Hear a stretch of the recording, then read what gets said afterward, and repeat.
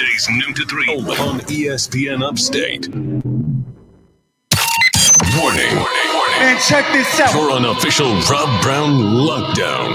Represents being real. Yeah. Real, unfiltered sports talk manufactured locally for the Carolinas. Lockdown. This is the Rob Brown Show. Yeah. Only on ESPN. ESPN Upstate.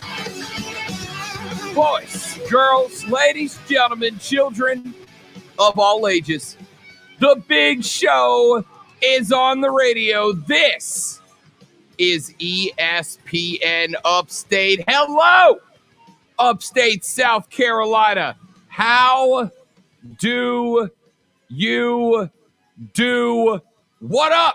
How's everybody? Happy Friday, ladies and gentlemen. We have made it to the end of another week, and it is time to have a little fun on the show today. I am Rob Brown. The pleasure exclusively mine. Thank you so very much for joining us here on the broadcast today. A lot of stuff to get into, a lot of fun that we are set to have today back in the network studio, pushing the button, switching the switches, making the show sound as good as it does. In charge of the broadcast, his final day with us before Lonzo returns to action next week on the show. My man Drew has been busting it and taking names all week long. How we feeling on final day, fella? Hey, doing fantastic.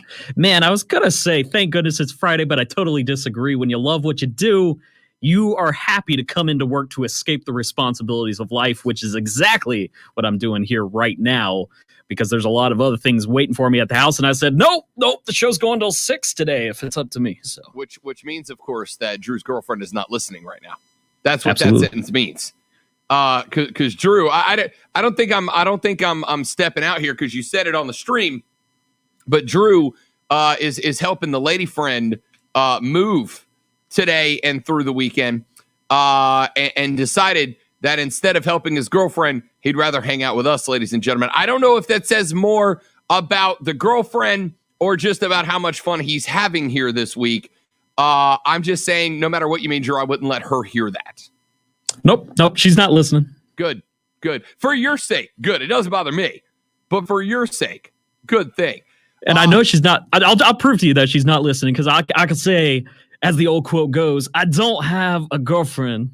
I just know someone who'd be very upset if she heard me say that. Yes, Mitch Hedberg, R.I.P. legend, Mitch Hedberg, the GOAT. All right, busy day on the broadcast today. A lot of stuff that we are going to get into on the radio broadcast. College baseball super regionals get started today. We are going to run you through all of the games that are taking place. We got a 4 series today, 4 kickoff tomorrow, best of 3, and our 8 series winners will move on to the College World Series. We'll run that down for you and give you a list of storylines to pay attention to before we do. Breaking news out of the Olympics.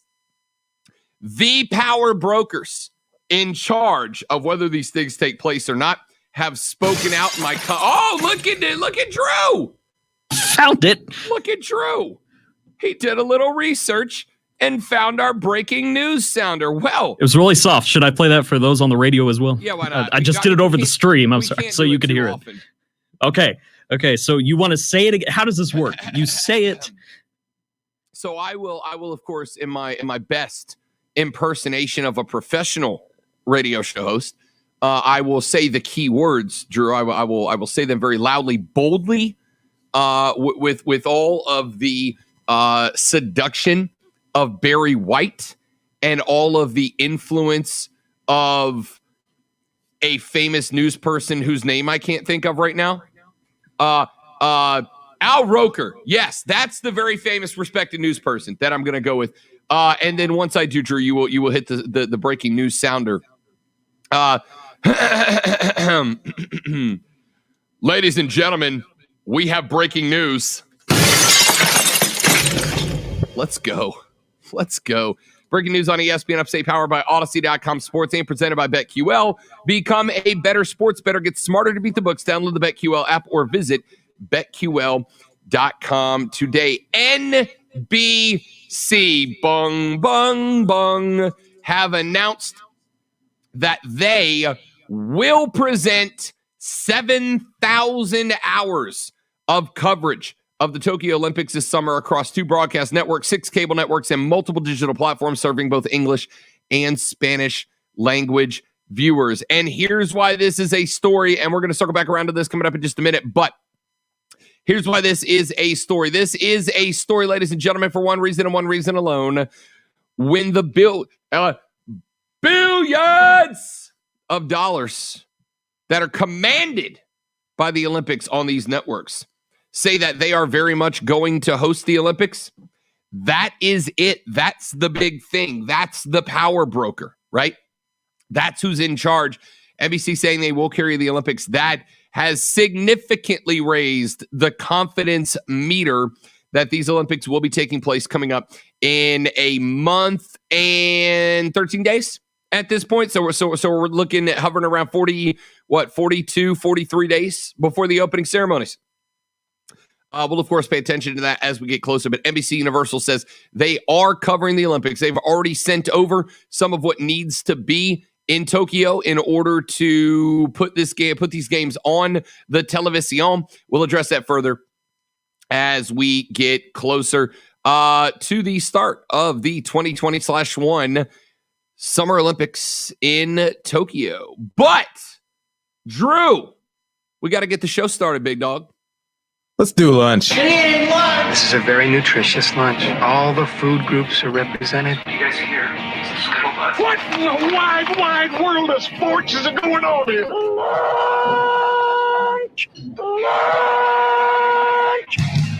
Yes, indeed. It is the lunch breakdown of 3 things you have to know before you go start talking sports with your friends, family, coworkers, or the dog, whoever you spend your lunch break with. I'm watching, oh my Lord.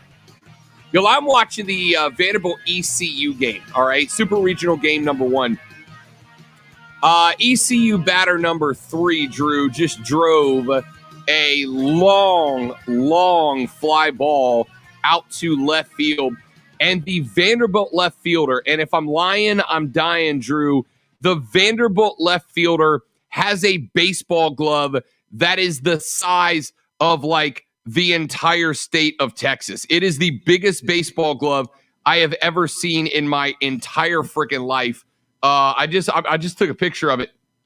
I'm going to try to get that picture up on our Twitter account at twitter.com/ESPN Upstate. It's not a great picture, Drew, but it does show the proportion. I don't know if you can see, Drew. Look at the size of that glove. And if you're on the stream at facebook.com/ESPN Upstate, you can see that too.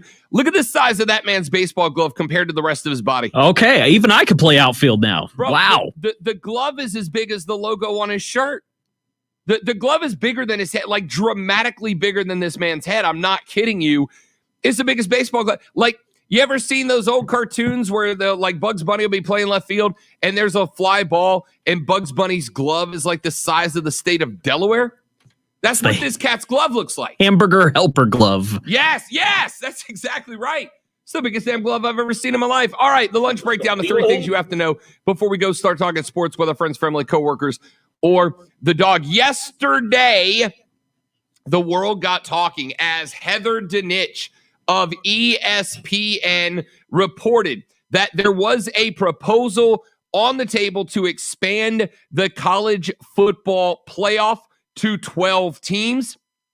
The initial story broke right towards the end of our show that this was being proposed, and the proposal was that the 6 highest ranked conference champions would all earn a spot, and then the 6 highest remaining ranked teams, whether they were conference champions or not. So Drew and I played with some hypotheticals in our head, including one where I showed that it would be very, very easy for the Southeastern Conference to get 4 teams into the expanded 12-team playoff.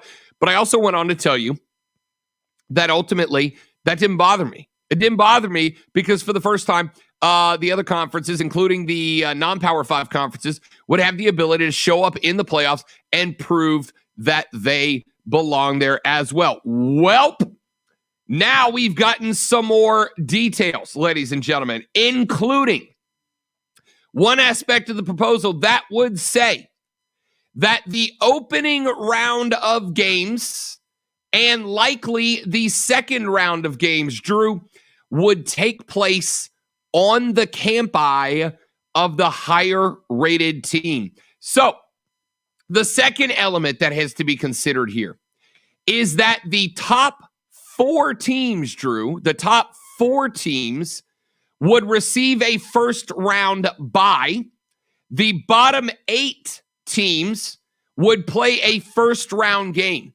Of the bottom 8 teams, seeds 5, 6, 7, and 8 would host the first round of the bracket on their campus.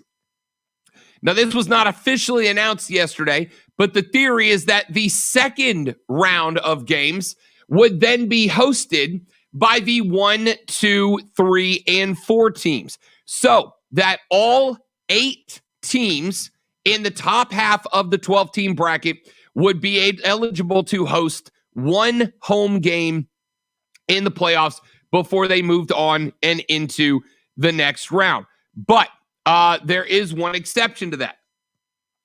The only team, Drew, that will not be eligible to receive a bye, and this came from Jack Swarbrick, the athletic director himself, the only team ineligible to receive a bye in the first round by way of not winning a conference would be the Notre Dame Fighting Irish. Notre Dame is not eligible under the current proposal, not eligible to receive a bye in the first round. They will have to play the first round every year, though they would be eligible to host the first round if they were inside of that top segment.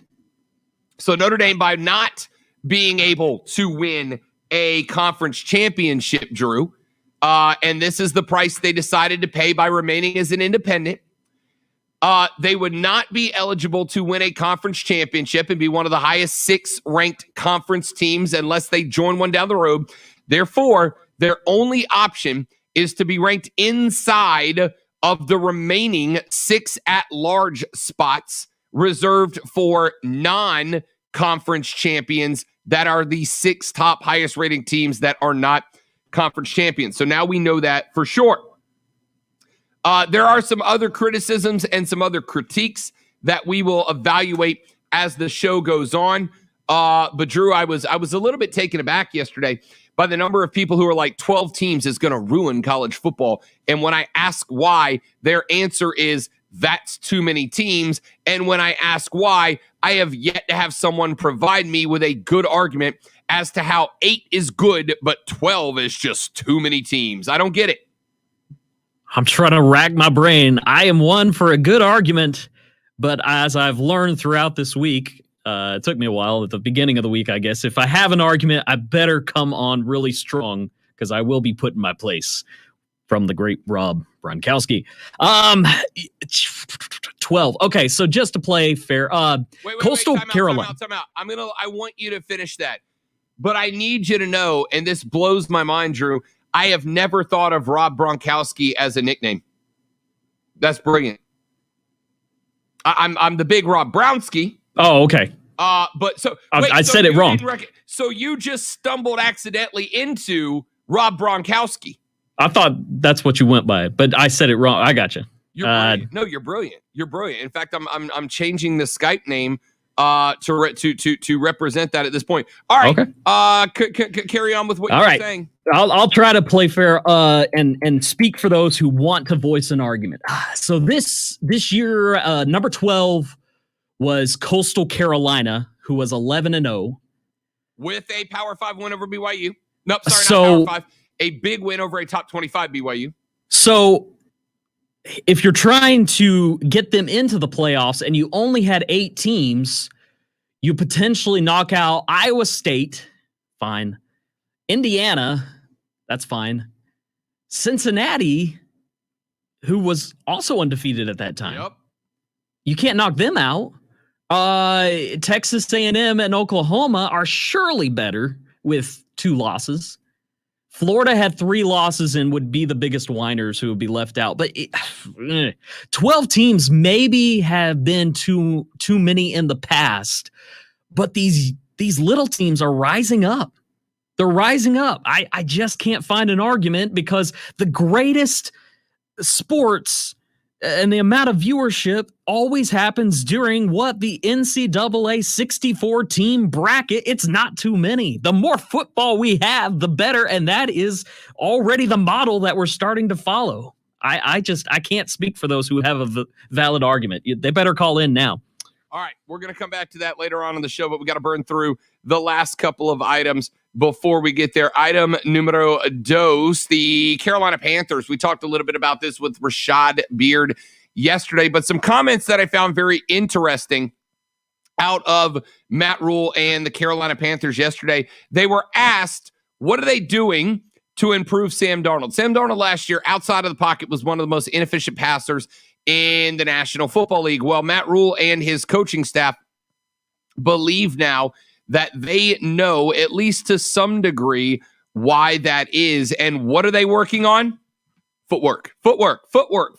And footwork. That's it. That is step number one. Sean Ryan, new quarterbacks coach for your Carolina Panthers, said, quote, the process would be like any other quarterback I've worked with. You start from the feet up. When your feet are right, when your lower half is right, there's a really good chance that the balls are going in the right spot. To me, less moving parts equals more accuracy. So I think it's a subtle movement up in the pocket or to the side in the pocket, but I'm still in a great throwing position, and we've done a lot of that this off season. The Panthers trying to turn Darnold into a solid starter. It would be a massive accomplishment if they're able to do so. Darnold has just turned 24 and is yet, in my opinion, to have a legitimate chance to prove himself as a potentially successful quarterback, because the Jets were a dumpster fire inside of a dumpster fire launched into outer space. All right. They just were. That being said, I think the promise is there. I think the potential is there. We move on to see what happens. Drew, confidence level in Sam Darnold, knowing that step number one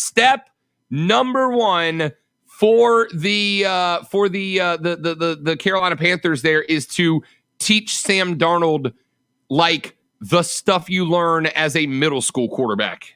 Yeah, but you know what the key to being a good quarterback is? Step number one, don't be on the Jets. That is the key to being a great quarterback. That's a great rule. That's a great rule. You should listen up, Zach Wilson. That's a great rule. And item number 3 on your lunch breakdown today, NCAA baseball super regionals are underway, ladies and gentlemen. We have going down 4 games for you today. We're in the bottom of the first. ECU, East Carolina, has headed over to Nash Vegas to take on dem Vandy Boys. Venerable is hosting the Pirates of ECU in Super Regional game number 1, bottom of the first.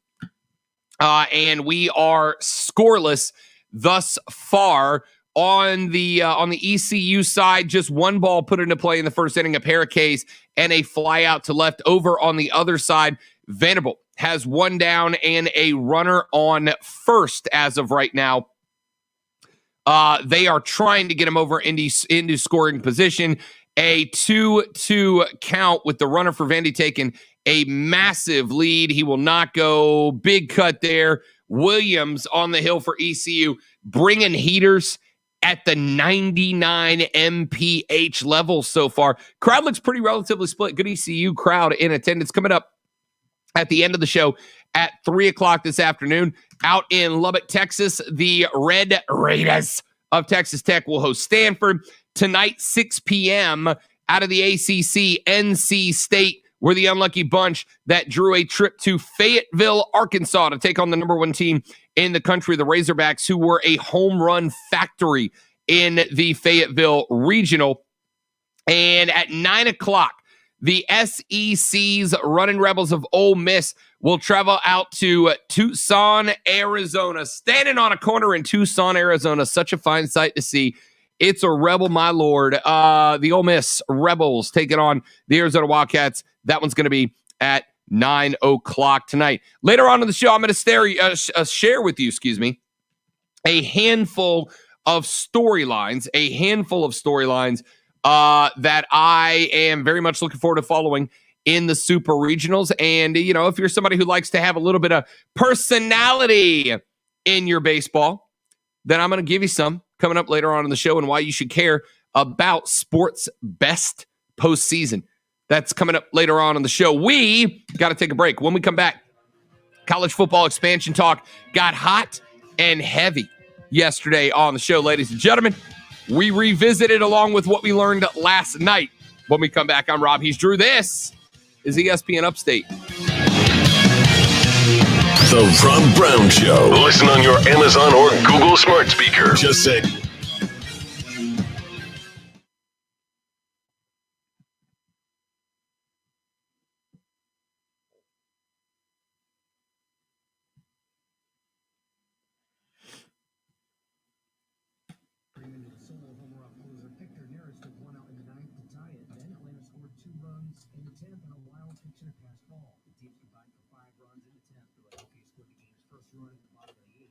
Did you hear anything weird at the beginning of that lunch hour on your end, Rob? No, I did not. Okay. On my end, another show just popped on. So the engineers are doing something in this room. Oh, yes. Hendrick sent out an email. They are working on our connection with the actual ESPN network feed. Yeah. So that may or may not happen again. Yeah, I did see that email. I just, it was weird because I could not hear you at all when they switched that over for a second. So that's problematic. Yeah. Because if I can't hear you, I was hoping everybody else still could.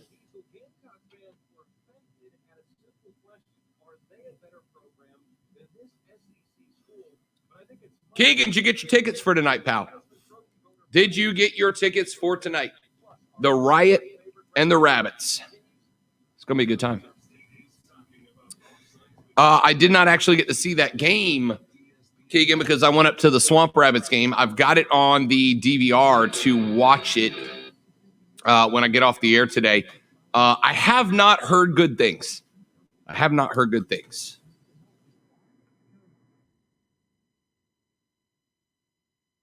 1-0 winner, which is, I'll take a friendly dub.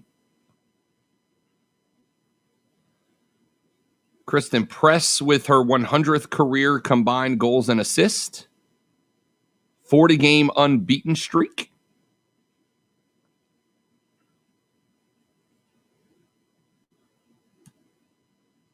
Portugal's got one of the better defenses in women's football. So I'm not terribly upset about it. Let's see. I'm reading the review right now. And granted, I'm reading the match recap from U.S. Soccer, so it's not like they're going to go off on it. 26-4. They outshot Portugal 26-4.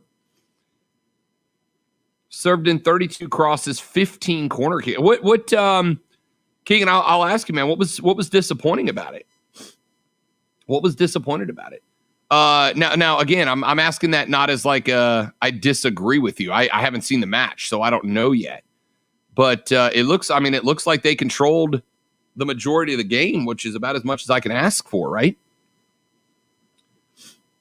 And keep in mind that you're not, anybody who is even a little touched up right now is anybody who's even a little touched up right now is going to be off the list. So I don't know how many starters, if any, were unavailable last night.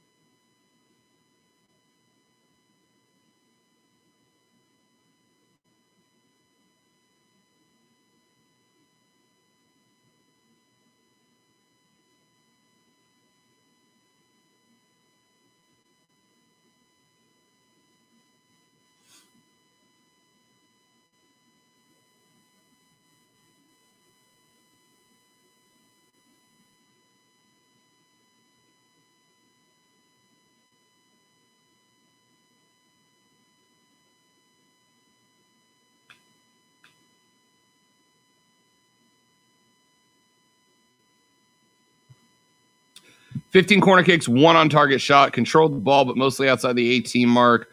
Couldn't really maneuver well or pass. Well, that's disappointing.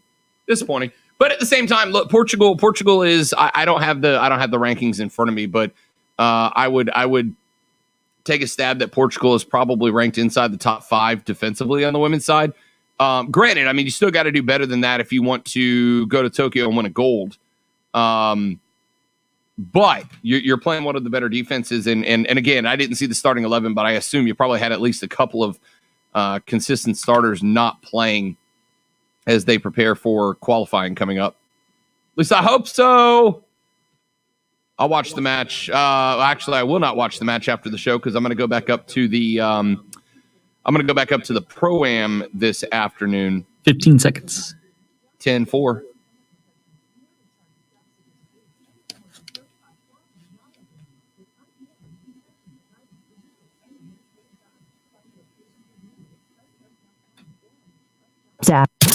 More than the scores, the ups and downs, the ins and outs. Real, unfiltered sports talk. It's the Rob Brown Show on ESPN Upstate. The Rob Brown Show rolls back on. This is ESPN Upstate. I am Rob. Drew, back in the network studio, pushing the button, switching the switches. So, couple of ESPN staff writers got together to have a bit of a round table regarding the rumors of CFP expansion. Heather Dinich yesterday, towards the end of our show, broke the news that the CFP meetings in Chicago next week would have on the table a 3-page proposal for discussion only, not acceptance up front, but a 3-page proposal to expand the college football playoffs up to 12 teams. They would expand them up to 12 teams. The rumor later on in the day came out that included in this proposal was that the top 6 conference champions, regardless of conference, the top 6 conference champions would all earn a seed. And then the next 6 ranked teams, whether they are conference champions or not, would then be slated into the final 6 spots. This part is interesting to me, Drew, because, I wanted to go back and kind of think about all the times when we had a non-Power 5 conference team that would have gotten a spot, right? So basically what it says is with 6 conference champs, theoretically, but not definitively, all Power 5 conference champions could get a spot, right? You can be ranked number 15 in college football. But if there are only 5 conference champions ahead of you and you are ranked number 15 and the highest or the 6th highest rated conference champ, then you are in.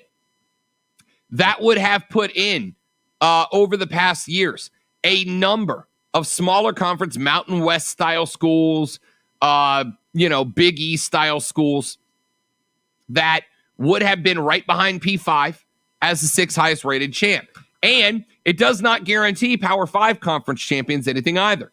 If you are the 7th highest rated champ out of the Big 12, Pac-12, but the 7th highest rated conference champion, you are not in by way of a ticket punched via conference championship. If you're a conference champ who backdoored your way in with 3 losses in the conference championship game and then knocked off an undefeated top-tier team in a oh my type upset, you are not guaranteed anything. You still have to be one of the other 12 highest rated teams, 6 highest rated teams, but it does get you in.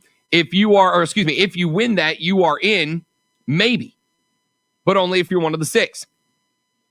That's a big talking point for a lot of people. I, Drew, am personally fine with it, right? I'm personally fine with it because now you're at a spot where if you are one of these smaller conferences, if you are a USF out of CUSA, if you are a Coastal Carolina, you go out there, you go 12-0, you win your conference. 4 years, traditionally, when we have seen teams like the Cincinnatis and the Boise's and the USFs and the UCFs that have jumped up and had a shocker of a year, gone 12-0, won the conference, I think in the past, Drew, they have let them be like the number 5 team in the country, more of a consolation than anything else, right? Like, we want to reward you for getting there, but it's a bit of a consolation prize. Now, we're at a point where that would be good enough to get you in. The question's going to be, and this is the part that a lot of people are wondering, when it comes to the rankings, will we start to see those in charge of the rankings arbitrarily begin dropping down teams like a UCF from 2017, a Coastal Carolina last year, dropping them down and trying to move them back into the 14, 15 range in order to still keep them out? Because if they do, Drew, you haven't solved the problem. You haven't fixed anything. This is a big reason for why we're trying to fix this. You haven't fixed anything yet. Yeah. Well, all the fans, the coaches, the players of UCF in 2017, which to me is just the perfect scenario to describe that we missed out on a chance to find out who the best team in the nation really was. They did drop them. They kept dropping them even after a tough win against Memphis.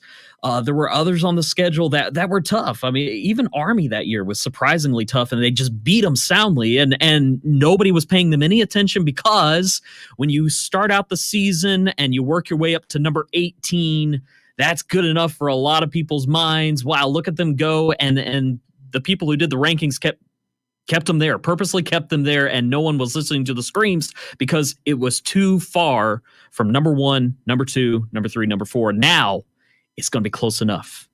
It's going to be close enough. If you can get closer to number 13, you have a voice now. And I love that.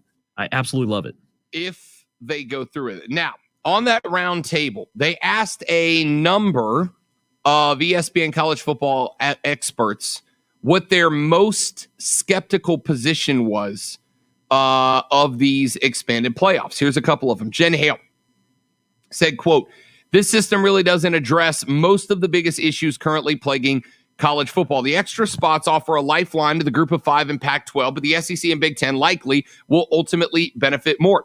If history is any indication, college football desperately needs to expand its geographic footprint, but if the system played out over the past 7 years, half the bids would have gone to the SEC and the Big Ten. We're also potentially asking some teams to play as many as 17 games, which will surely provide a windfall for the schools, conferences, and sport, but it also shines yet another huge spotlight on the inequities facing the players. And if you don't like the committee's haphazard approach now, well, just wait until its role gets tripled." Now, I will start with the idea that giving the committee more influence, not a big fan of that. I haven't been a big fan of them since they kicked off into gear. That is an absolute fact. But here's the thing, man. And I don't love saying this, Drew, because it kind of comes across as a little callous. But here's the thing. If you are the ACC, if you are the Pac-12, if you are the Big 12, and you're going, wait a minute. The SEC is looking at 5, maybe 6 bids into the playoffs every year. Then do better. Then do better. Then do better. It's really not that. It's really not all that big of a deal to do better. And on top of that, since the rankings are subjective, Drew, if the SEC sends 5 to the playoff next year, and 3 of them get knocked out in the first round and 2 get knocked out in the second round by your teams, then that point forward, the reality of what the SEC is, if that was to happen, hypothetically speaking, then the reality is at that point, the next time you had that many teams, the subjectives looking at the rankings would go, wait a minute. We gave the SEC 5 last year and 4 of them were gone in the second round. Maybe we open this thing up a little bit and stop assuming that they're heads and shoulders above everybody else. Or you send 5 in the SEC, they go out and go 5-0 in the first round, and you go, we're not really going to hear any more arguments because you had your chance to beat them on the field and you went 0 for 5. It does to me in some way, Drew, solve a little bit of that issue. For those who just whine that one conference sends too many, boo-hoo. You're telling me that North Carolina and Miami, the next two highest ACC teams, aren't getting their fair shot? You're getting your fair shot during the regular season.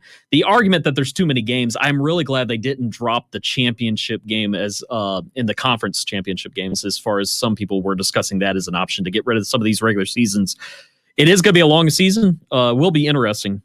But no, let's just go with the best teams and the winners of the conferences. And if it's all SEC teams, for what I'm concerned, the beginning of the season is so much different than the end of the season. A Georgia team who played Clemson at first at the beginning is going to look so much different than the end. I'm excited for it. Once again, I'm mixing my metaphors because those are two different teams, two different conferences. But the beginning games are still going to look so much different from the end of the season games. The more they play, the happier I am.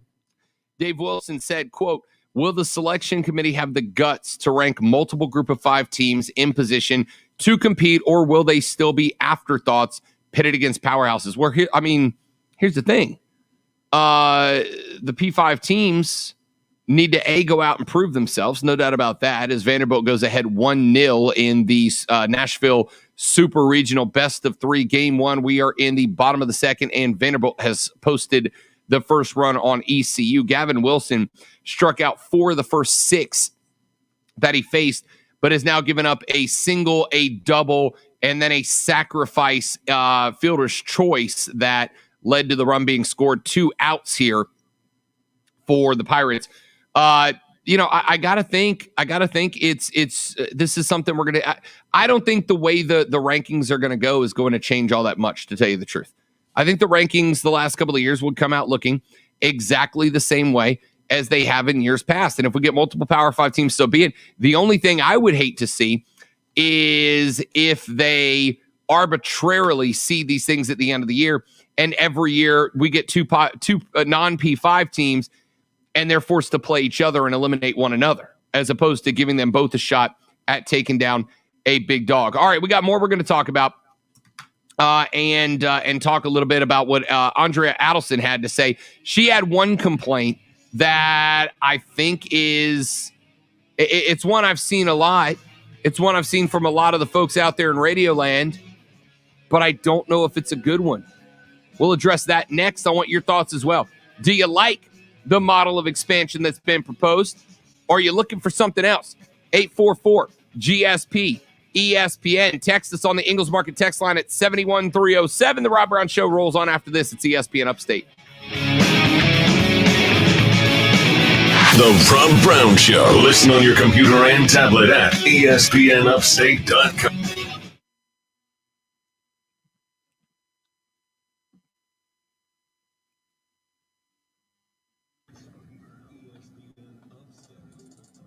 Next break will be Prisma Health. Prisma Health, thank you very much.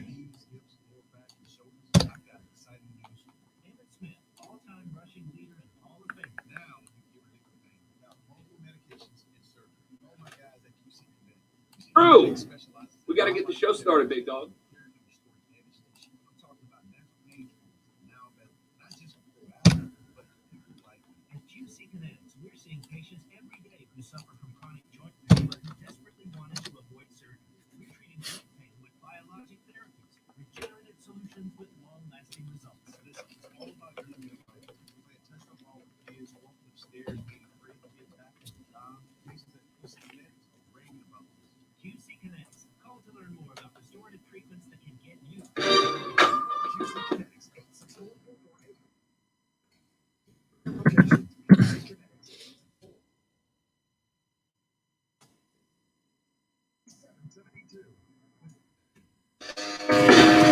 Progressive policy works the way it's supposed to, unlike this indecisive sports talk host. All right, welcome to the Big Shark Show. Hey, Big Shark, any predictions for the game tonight? Well, if you ask me, they are definitely going to win big, but I also think there's a chance they don't win. It's just my gut that they will, or they won't. But I do have a hunch that whatever happens, we will definitely know what it does. Wait, so They always seem to come up with a big play or something.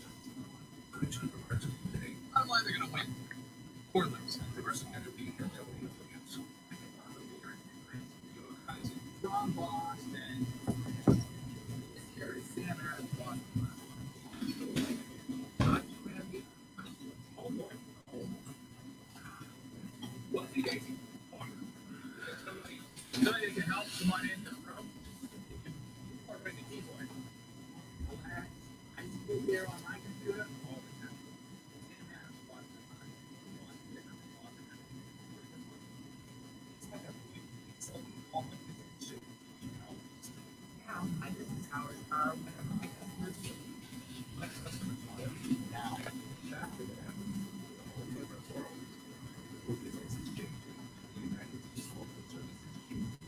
Drew, what is a word that no matter how many times you try to memorize it, you just can't ever spell it correctly? Expansion. I kept going EXS when I did that on Monday for the notes. The college football expansion.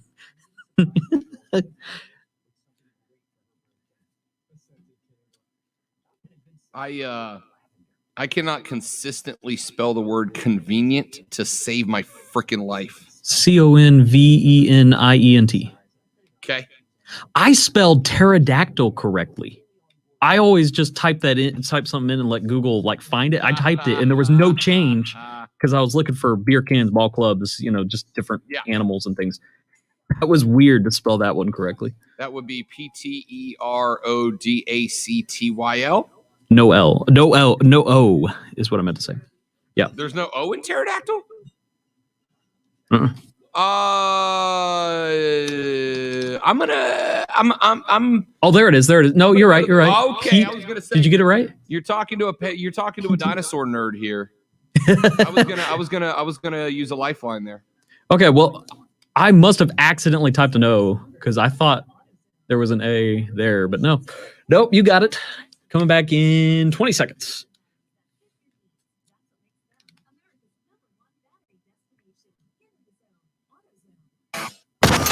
You're ready? Get that texting finger limbered up. You could win free cash at the top of the hour, but you've got to listen for the keyword. It's the $1,000 cash stash on ESPN Upstate.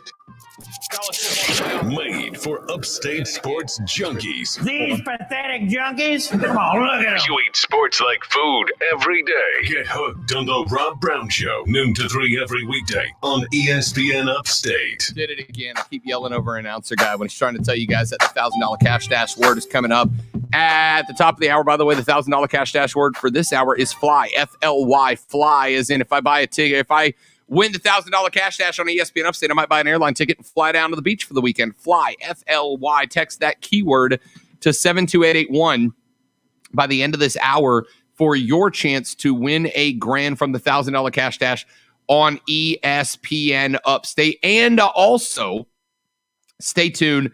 In about 15 minutes from right now, we will give you the keyword for the 1 o'clock hour as well, so that you can win $1,000 on the $1,000 cash dash in the 1 o'clock hour, too. Already had one listener from our area come up with a grand. You might very well be next. The $1,000 cash dash on ESPN Upstate comes up in 15 minutes. All right. Talking college football playoff expansion and some of the conversations, some of the things that folks don't like about the new playoff.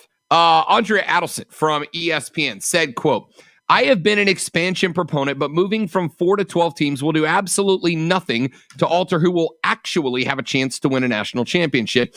The same 4 to 6 teams will be in the top 4 nearly every year and will still have a huge advantage on everyone else. Oh, sure, getting a group of 5 teams is progress until you start calculating A, where they will most likely get ranked outside the top 8, and B, what this means for the table, for running the table to a championship. Not going to happen. It's like giving the group of 5 teams a lollipop they begged for, only to turn a corner and enter a Las Vegas-style buffet reserved only for the Power 5. You think griping about a blowout semifinal games in the Final Four playoff was bad?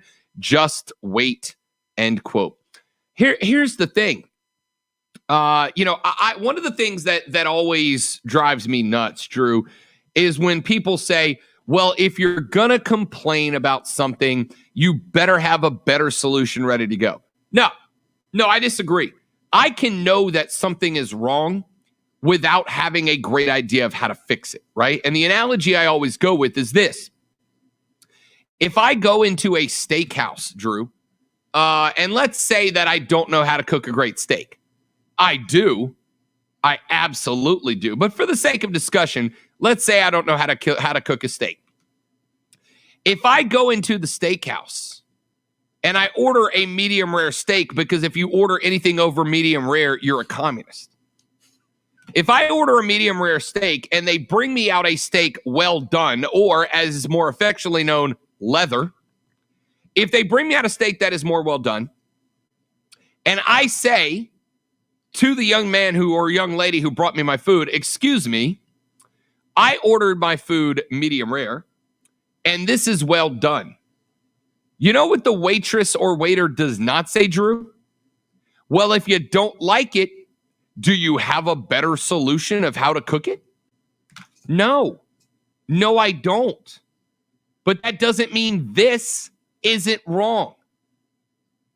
If you go out fishing and you've never been fishing before, and you throw your hook down and you reel up a boot that's been underwater for years, and somebody says to you, hey, you're doing it wrong, and you've never been fishing, you don't have to say, here's how you do it better. You just know that what they did is wrong. There was a comedian years ago, so I'm a big fan of named Steve Hofstetter. And Steve Hofstetter had a segment about parenting where he was talking about how most people's kids aren't special. Most of your kids are average, all right? I'll be the bad guy. Most of your kids are average. Most of them are not special. Most of them are going to grow up to be unspecial people. That just is. That's just a fact, okay? And this lady at one of his shows started yelling, do you have kids? And he said, no. And she said, then how do you know that we're parenting wrong? And he said, lady, I don't know how to fly a helicopter, but if I see a helicopter stuck in a tree, I'm pretty sure they did it wrong. I don't need to know how to fly a helicopter to know that the helicopter stuck in the top of the tree was badly flown by the pilot, right? Here's the thing about the direction Andrea Adelson's taking this. I get what she is saying. Most of the non-Power 5 teams, even if they get in as one of the conference champs, they're going to be a lower seed, but the majority of teams who get in are likely going to get in as bottom 6 seeds, which means that they will have to go on the road for not just the first round, Drew, but if they win the first round, they'll have to go on the road for the second round too, winning back-to-back road games against top 10 opponents in order to get into the championship. That still bothers me that she thinks that's a reason not to do it, because by that logic, let's just go ahead and not play a regular season. We'll go ahead and have Clemson and Alabama play a championship game right now. Right now, there's no need to play any games because it's very unlikely that Syracuse, NC State, Boston College, anybody's going to upset Clemson. It's just almost impossible on paper. Why should we even consider it? So to kind of take your analogy, I, back in my waitering days, had to memorize what the steak was marinated in. And so we give a long list of what all, we had this acrostic that we used, and this is how our steak is marinated. Well, I don't like it. I'm sorry, that's how our steak was, and it was cooked to perfection exactly how they ordered, and they didn't like the way it was marinated. They're going to have to go somewhere else. Because there is a style and a way of doing things. And when you argue that this is bad, a lot of other people are saying, I like it. And that's what determines if something is going to stick around or not. Yeah, you're not wrong. So for me, what the non-Power 5 teams have been advocating for is a chance. Now, the only solution here that I have is we make all of these games neutral site games, right? We make all of them neutral site games. We make, if ECU gets in one year and they draw Alabama in round number 1, instead of playing that game in Tuscaloosa, we pick a bowl site that's halfway between and they play in Atlanta, Georgia. I've never bought into the idea that home field advantage means much. I mean, I think that might be the opinion you've had that I've disagreed more than anything you've said.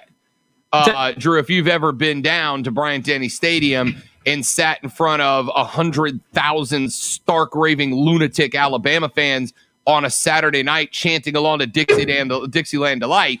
No, it matters. I think the best team oftentimes wins, even on the road. I really do believe if you are a championship team, right? If you are Coastal Carolina and you are genuinely championship material, you truly believe if you're UCF and you're genuinely championship material, then yeah, you ought to be able to go on the road and beat a top 5 team in their house. If Glory Road, baby. Championship team. Yep. I don't disagree with that.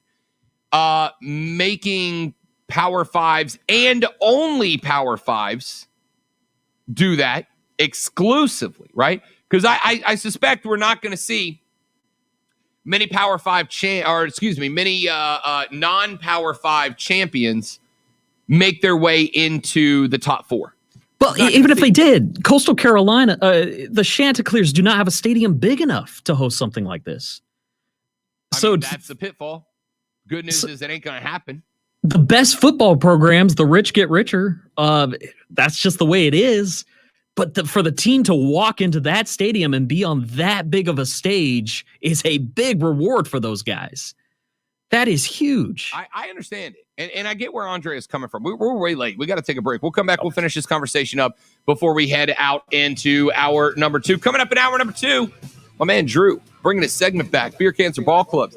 Drew's going to give us a name, and we're going to see if we can guess whether it is the name of a craft brewed beer or a minor or professional league sports team. That's coming up in the next hour of the Rob Brown Show on ESPN Upstate. Next up, Prisma Health. Yep. The Rob Brown Show. Listen on your Amazon or Google smart speaker. Just say, play ESPN Upstate. Prisma Health, right here in the Upstate, the official healthcare providers of both the Tigers and the Gamecocks, and they want to be the official healthcare provider for you and your family as well. When Dabo and the gang or Shano and the gang have a player who is injured, do you know who they call? They call Prisma Health to help take care of them, to give them what they need to get through it and get ready to get back into the action. And Prisma will be there to do the same for you, ladies and gentlemen. They make it quick.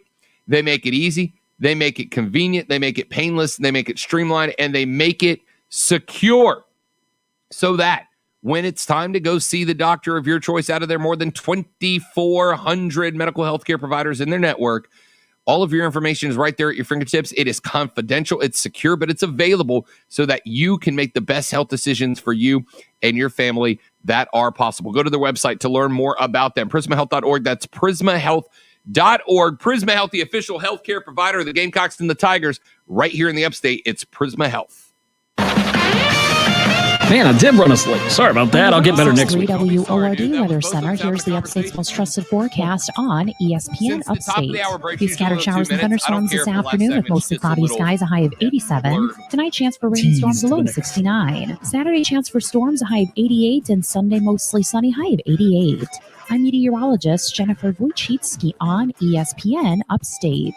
Currently, it's 82. The Upstate loves grassroots racing. If you do, catch PRN. You see in your stream comments, right? Upstate Saturday mornings at 7:30. Start your engine. Oh, Here from the driver. There we go. Thanks, Steven. Sorry. Rob has ignored the stream. Oh, my bad. Steven. I wasn't paying attention to it either, so. I like that the top 4 get a bye so it doesn't cheapen the regular season too much. I agree with that. That's huge. Yeah, I don't hate that. I don't hate that, Joe. Not at all. That being said, the only thing that causes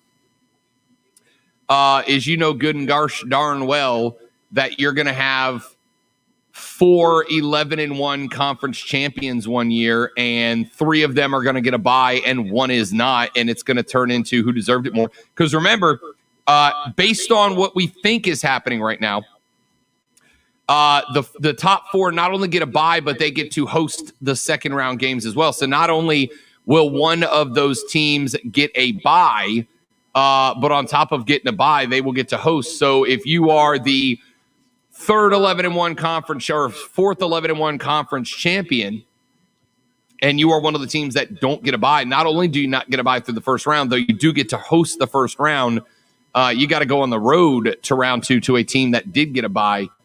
Is that fair or not? Question mark. That's up for everybody to make their own decision on. I don't mind the fact that there's problems just for our industry. It gives us a lot to talk about. This person deserved a bye. I mean, those kind of rants are what make us awesome in the business. As far as Stephen A is just going to love it, I want there to be some issues. Nothing that is just totally unfair, obviously, but just something like that where I can't believe this person didn't get a bye and they have to play an easy 12 seed. Boo-hoo.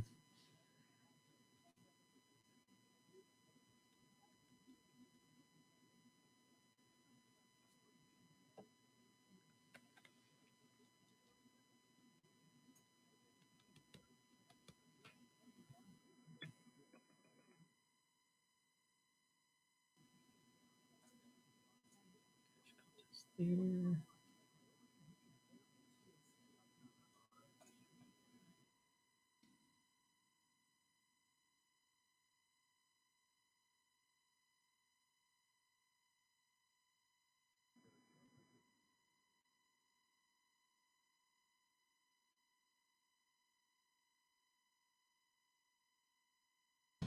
60 seconds.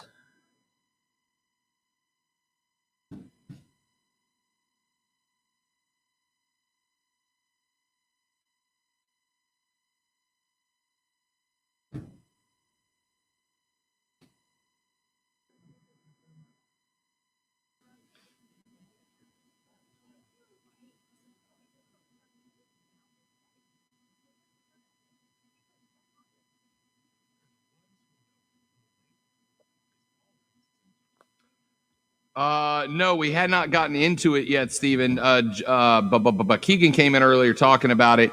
But I actually, unfortunately, have not gotten to watch the match yet. I've got it saved on my DVR. Probably going to watch it tonight after the Rabbits game because I am leaving the house to go straight to the Swamp Rabbits, straight to the Pro-Am and then straight to the Swamp Rabbits game after that. Granger, for the ones who get it done. Join the Rob Brown Lockdown on Twitter. Tweet at The Rob Brown Show on the Upstate Sports Leader, ESPN Upstate. Very quick segment here to call this hour in the books. Coming up in the next hour of the show, more playoff expansion talk. We've gotten a couple of texts in that I will respond to. Your phone calls are welcome as well at 844-GSP-ESPN. Donovan freaking Mitchell went man's game yesterday. We're going to talk about that. Talk about the Panthers and how they're approaching getting Sam Darnold ready for the season and a whole lot more, including Steve Stricker putting his opinion into the Brooksy v. Bryson discussion. That's next on the Rob Brown Show. This is ESPN Upstate.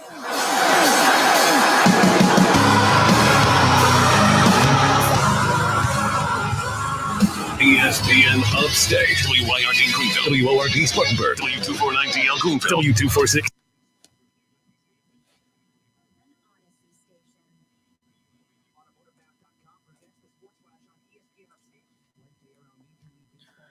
All right, playing a 60-second sports flash before we get into promos.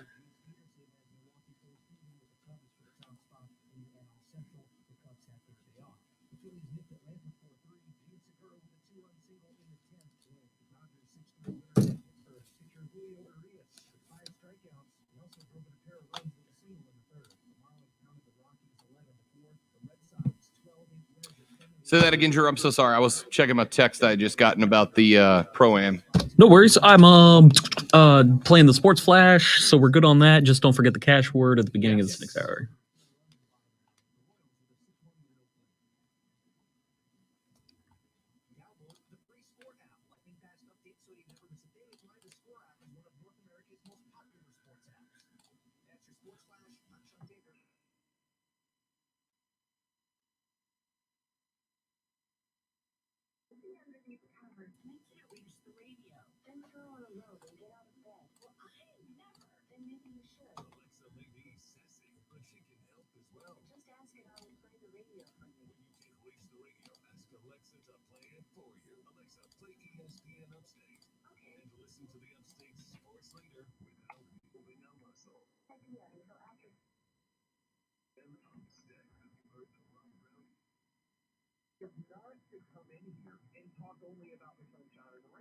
My job is to take a look at every aspect of what's going on with your programs and to give you my opinions on them. I don't think I have been negative about South Carolina at all. I think I was negative about the hire of Shane Beamer when there were people that I thought would be a better fit for the job. I have told you what I think my silver linings are. Heck, that's half the reason I had Steven Garcia on, because Steven Garcia is one of the guys that is a big chunk of the reason that Shane Beamer is in as the new Gamecocks head coach. The players love him, but it does not take away from all of the other things that have to be considered. Yes, I do have to look at similar situations in other parts of the country and compare and contrast. Hey, Greenville, Spartanburg. Catch the Rob Brown Show weekdays noon to 3 on ESPN Upstate. Warning. And check this out. For an official Rob Brown lockdown. Represents being real. Yeah. Real, unfiltered sports talk manufactured locally for the Carolinas. Lockdown. This is the Rob Brown Show. Yeah. Only on ESPN. ESPN Upstate. The Rob Brown Show back on your radio. This is ESPN Upstate. I am Rob Brown. Drew back in the network studio. And you, my friends, well, I'm about to set you up to win a little bit of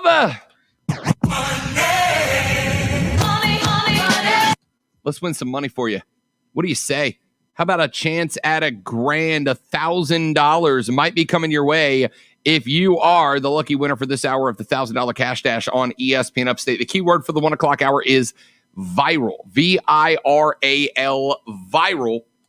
You're going to text the word viral, V-I-R-A-L, to 72881. 72881. Text viral, V-I-R-A-L, to 72881 for your chance to be winner numero dos of $1,000 right here in our market on the $1,000 Cash Dash on ESPN Upstate. Text viral, V-I-R-A-L, to 72881 for your chance to win $1,000 on the $1,000 Cash Dash with on ESPN Upstate. All right, a couple more topics that I want to get to on the show today.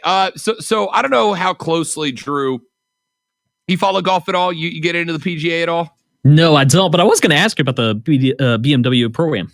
Dude, it's a blast. Yeah. Good time. Awesome. As a matter of fact, got out there yesterday with the lady friend. Got to hang out for a while, as a matter of fact. We watched the last, 9 or 10 groups come in. And towards the end of the day, Drew, I don't know if this picture is going to come through for you. Oh, I guess I got to put me back up on the screen. Whoops, that's my bad. Don't know if this picture is going to come through or not, but got the chance to hang out with Larry the Cable Guy for a couple of minutes yesterday. Oh, yeah. Look at that.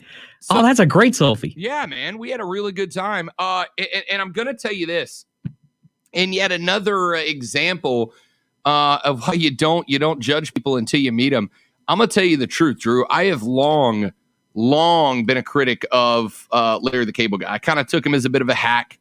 Thought he was kind of a poser, kind of a fraud, I'm like, this guy, it's like he's hams it up. And of course he hams it up a little. He's playing a character, but I prefer, if I may channel my inner Lonzo and be a bit of an intellectual elitist, as he likes to call me on the show.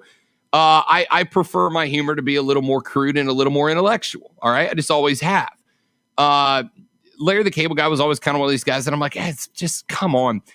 Drew, Larry the Cable Guy yesterday was one of the most sincere, genuine, kindest people I have ever had the privilege of meeting. He was great. Yeah. We were standing. So when I and the lady friend got to the tournament, right between 8 and 9, and they did staggered starts. So half the groups went out on 1, half went out on 9, in kind of a rotating circle around the course. We were at the bar. That may shock you. that is right between holes 8 and 9, right behind the clubhouse. They had a little bar set up, a really, really nice raised elevated platform. So you could see 4. This was at Thornblade. You could see 4 on the green in the tee box with 4 on the other side playing long. So you could watch guys go out on 4. You could watch them putt on 3, go out on 4, turn back on to 8, finish up 8, tee off on 9, and then you could see the green for the par 3 ninth right next to you. So we're at the little bar, and the guys that are partying, by the way, freaking partying at the bar between 8 and 9, as I am standing there having a couple of cocktails with these guys, they're like, hey, Larry the Cable Guy is about to make the turn on to number 8. We're going to walk down there. They're nice guys. I got a chance to meet and talk with a few of them. They recognize the ESPN Upstate shirt, which is nice. So hello, fellas, if y'all are listening. Anyway, they're like, Larry the Cable Guy is coming down 8. We're going to walk down there, and we're going to walk the hole with him. Do you want to go? And in my head, I'm like, dude, like, I didn't come here to meet Larry the Cable Guy. All right? I didn't come down here to meet Larry the freaking Cable Guy. I came down here to meet Griffey and Ozzy and Clemens and some of the guys that are on tour that are the future stars of the PGA. And one of them's like, dude, you got to come with us. He is like the nicest guy. Like, he's genuinely the nicest guy. And I'm like, oh, fine, whatever, So we order a couple of drinks to walk 8 with, and we go down to about halfway down 8, right at the driving landing zone off the tee box, there is a hazard. There's a sand hazard. And most of the guys were pulling up short of that hazard, celebrities and professionals alike. Now, the celebrities were playing from the whites, and obviously the pros are playing from the tips. So we go on the other side of the trap to where most of the guys, celebrities and pros, both were laying up. And here comes Larry the Cable Guy in his camouflage polo, his cargo shorts, and what appear to be, Drew, like these dirty old brown golf shoes. And Larry tees up. Dude, Larry the Cable Guy poked it out like a solid 18, 19 yards further than the professionals on the Korn Ferry Tour did. He outdrove them. Now, he had about 10 yards worth of head start playing from the whites instead of the tips. But he outdrove them, and in the spot where the hazard was, the fairway narrows from about 25 yards down to about 10, 12. It's a very narrow landing zone. Larry, the freaking Cable Guy, smokes the rock, puts it right in the dead center of that little 12, 15-yard landing zone, about 17, 20 yards ahead of the pros. Wow. And then, Drew, because I'm like, all right, dude, like I get lucky on a drive every now and then too. Or like Rob Brown sucks at golf, and every now and then I can poke one out there, and every now and then it goes exactly where I intended it to go. I'm like, hey, it's not that big of a deal. I got a lucky shot. So here come the 3 pros in his group. They are about 15 yards shorter, 15 to 20 yards shorter than Larry the Cable Guy.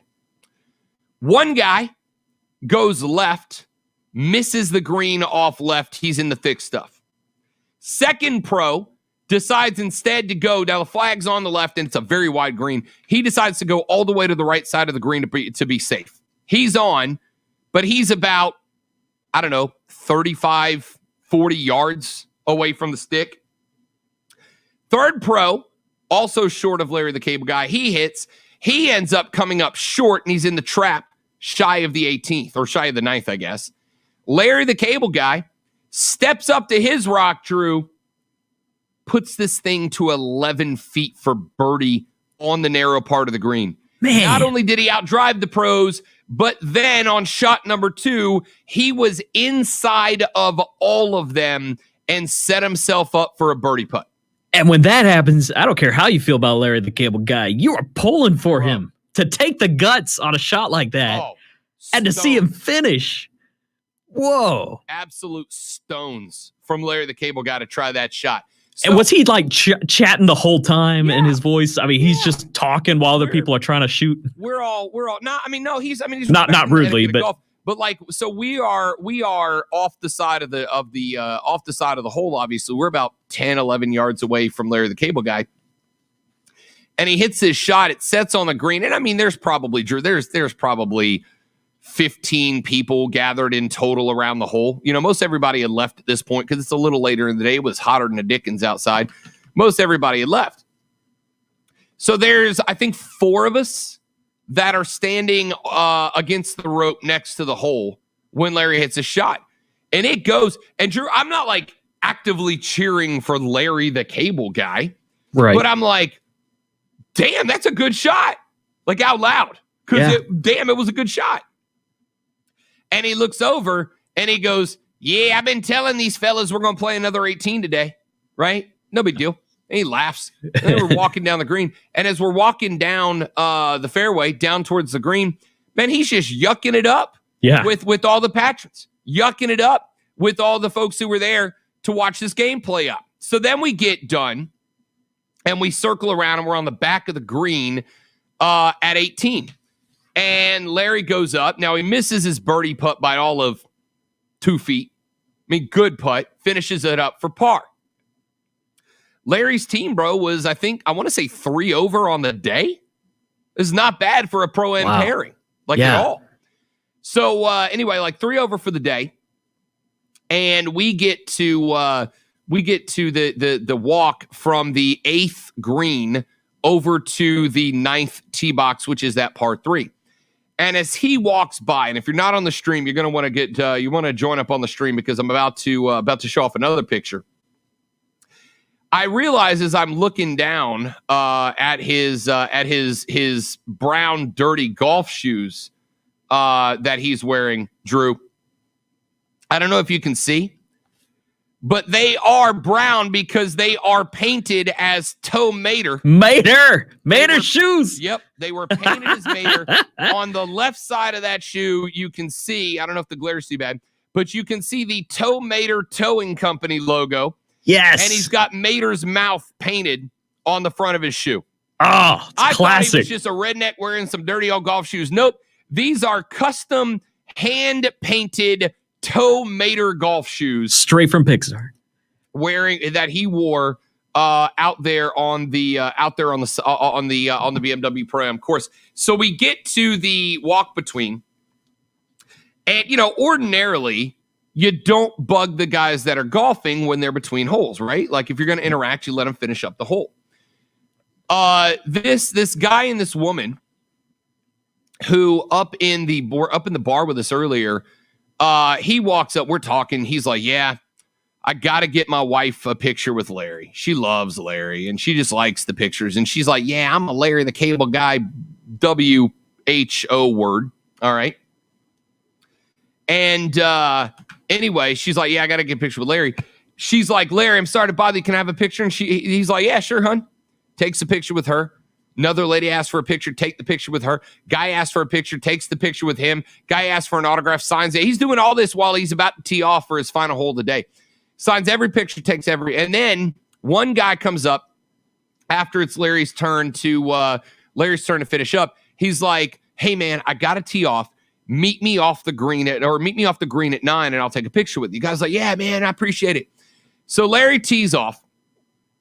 Hole number 9, par 3, about $190 out. Water on the left-hand side, hazard short, same situation. If you're going to try to land it in birdie position, you got about a, 15 by 15 yard area to land it on, or else you got to lay up to the right, far from the hole on the green, and take a long second shot for a long putt for birdie. First pro comes up in the drink on the left. Second pro comes up. Way long, off in the long stuff on the right. Third pro comes up, goes, I ain't trying that. He sticks it on the way right-hand side of the green, about 25 yards away from the pin. Larry goes, yep, I'm going for it. Larry goes at the flagstick, Drew. 8 feet fringe, another 2 inches of roll. My dude is on the green, putting for a birdie. Instead, he's on the fringe putting birdie from about 9 feet out with a shot that the pros couldn't even stick. Walks up there, misses the birdie putt again. He yells out, if I miss another birdie putt, I'm done. Then he walks off to the side of the green. Now there's about 24, 25 people standing there. There are guys with pictures of Larry the Cable Guy, pictures of Toe Mater, cameras, whatever. Larry stood there long after the pros are gone, right? They got their stuff. They took off. Pros are gone. Larry stands there, takes every picture, signs every autograph, talks to every person who wants to talk to him, to the point that his, I guess, manager or PR guy or whoever he is like, Larry, we got to go. And Larry's like, hang on, I got a couple more. Takes a couple more pictures, signs a couple more autographs, takes a picture with me, does an interview with the guy from the TV news station that is there, tells jokes, gets everybody cracking up, laughing. Dude, don't judge a book by their cover, Drew, because I did that with Larry the Cable Guy, and he was genuinely, without question, the nicest person in the entire freaking golf tournament. That really is unexpected. I know a lot of comedians are actually introverts, and they really struggle with the expectation of being funny off stage. Larry the Cable Guy, I can't even see him struggling to be funny, knowing what I know now, that he's just genuinely a people person, a huge extrovert, probably wanting to just be around people. I've been around a lot of celebrities. I've never seen them act the way you described right there. That's amazing. Yeah.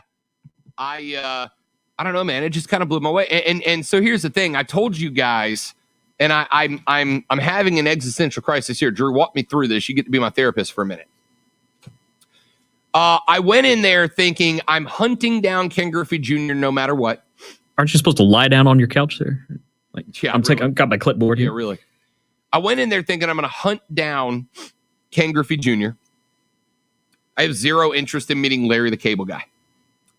Every person that I talked to, Drew, yesterday at the Pro-Am, every person I talked to said Ken Griffey Jr. is kind of a jerk. You never got to see him or anything? Didn't see him. I'm 90% sure he was gone by the time that I got there.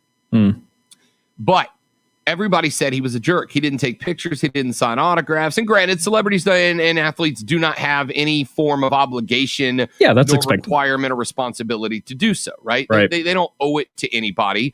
But at the same time, it's kind of like, dude, would you have been Ken Griffey Jr. if kids my age weren't watching you be Ken Griffey Jr., right? The fans make you a celebrity. Yeah, I'll tell you right now. Look, I am by no means a celebrity. By no means am I a celebrity. But if somebody recognizes me in the ESPN Upstate Polo and they come up to say hi, I am never going to ignore you. If you see me, by the way, Greenville Swamp Rabbits, we're going to break this game down coming up in the next segment. Greenville Swamp Rabbits at home tonight. They knock off the Indy Fuel 2-1 last night. They are now up 2-0 in a best-of-5 series. They win tonight. They sweep the Indy Fuel out of the first round of the Eastern Division playoffs and the Kelly Cup playoffs. I will be at that game, Section 119. Buy your tickets right now. Come sit with us. Come hang out. It's going to be a good day. If you see me at the game tonight, please come up, say hello, shake my hand. I'd love to get the chance to meet every person who listens to this show and the station. So if you see me, come say hello. I absolutely would love to be able to chat with you. Anyway, to me, it's like, dude, I only get to do this job because people listen to it. I only get to do this job because people like it, right? Here's the thing. I have met many professional athletes, Drew. I'm humble bragging right now, as the kids call it. I've gotten to meet many professional athletes throughout my career because this job is awesome. I've caught a pass from Drew Brees. I have taken a sparring lesson from Roy Jones Jr. I have thrown a baseball with Chipper Jones. I mean, I've gotten to meet a lot of professional athletes. And the only thing that is worse, Drew, than being close to a professional athlete and not getting the opportunity to say, hey, thank you for playing and giving me something to love in sports. The only thing that's worse is when you do meet an athlete and they suck as a human being. I'm looking at you, Emmitt Smith. All right? The only thing that sucks worse than not getting to meet a guy that you loved when you were growing up when you have the chance, is meeting someone you loved when you were growing up, and they suck as a person. It hurts. It sucks, man. It's like the on purpose to never meet your heroes. So now, Drew, there's kind of a part of me that's like, maybe I don't want to meet Ken Griffey Jr. Not because I don't want to meet him, but because I don't want to meet him and then have him be a jerk and break my 12-year-old heart. You know what I mean? Sure. So do I hunt him down and try to get him to the autograph they had? Look, if he turns me down for an autograph, it's not the end of the world. All right, I don't care. I actually have one already on an 8x11 glossy. I just wanted him to sign the minor league hat, right? That's all I wanted. That was sign the little league hat. Do I meet him and risk the chance that I walk away from that like, Ken Griffey Jr. kind of sucks? Or do I do it anyway and risk that because I may never get the chance to meet the great one ever again? Yeah, and even on a lesser scale, I've been in other productions, and it's so weird. As soon as the microphone turns off and we're having a discussion, immediately the host is a different person off air. Yup. It's so weird. I can tell you, ladies and gentlemen, Rob Gronkowski is not that way. Yeah, genuinely fun to be on this show. I love coming in every day this week. But yeah, it's a weird feeling when it's like, you're a person, I'm a person, and I'm trying to say thank you so much for all you did to make my childhood exciting, and you don't care. You don't care how anyone feels. And you're just a jerk. That's such a weird feeling. I get it, Drew. I get it, right? These guys, I mean, if Ken Griffey Jr. walks into public, he is going to be hounded by people searching autographs. There was one guy there yesterday when we got there that he had a stack like an inch thick of 8x11 glossies of Ken, trying to get them all signed. He's like, yeah, I'm going to get him to sign all these. And I'm like, dude, you're like, I get it, right? It's got to get annoying. And look, it turns out I'm only like, if Ken Griffey Jr. is A-list, I'm like B-list in the celebrity world.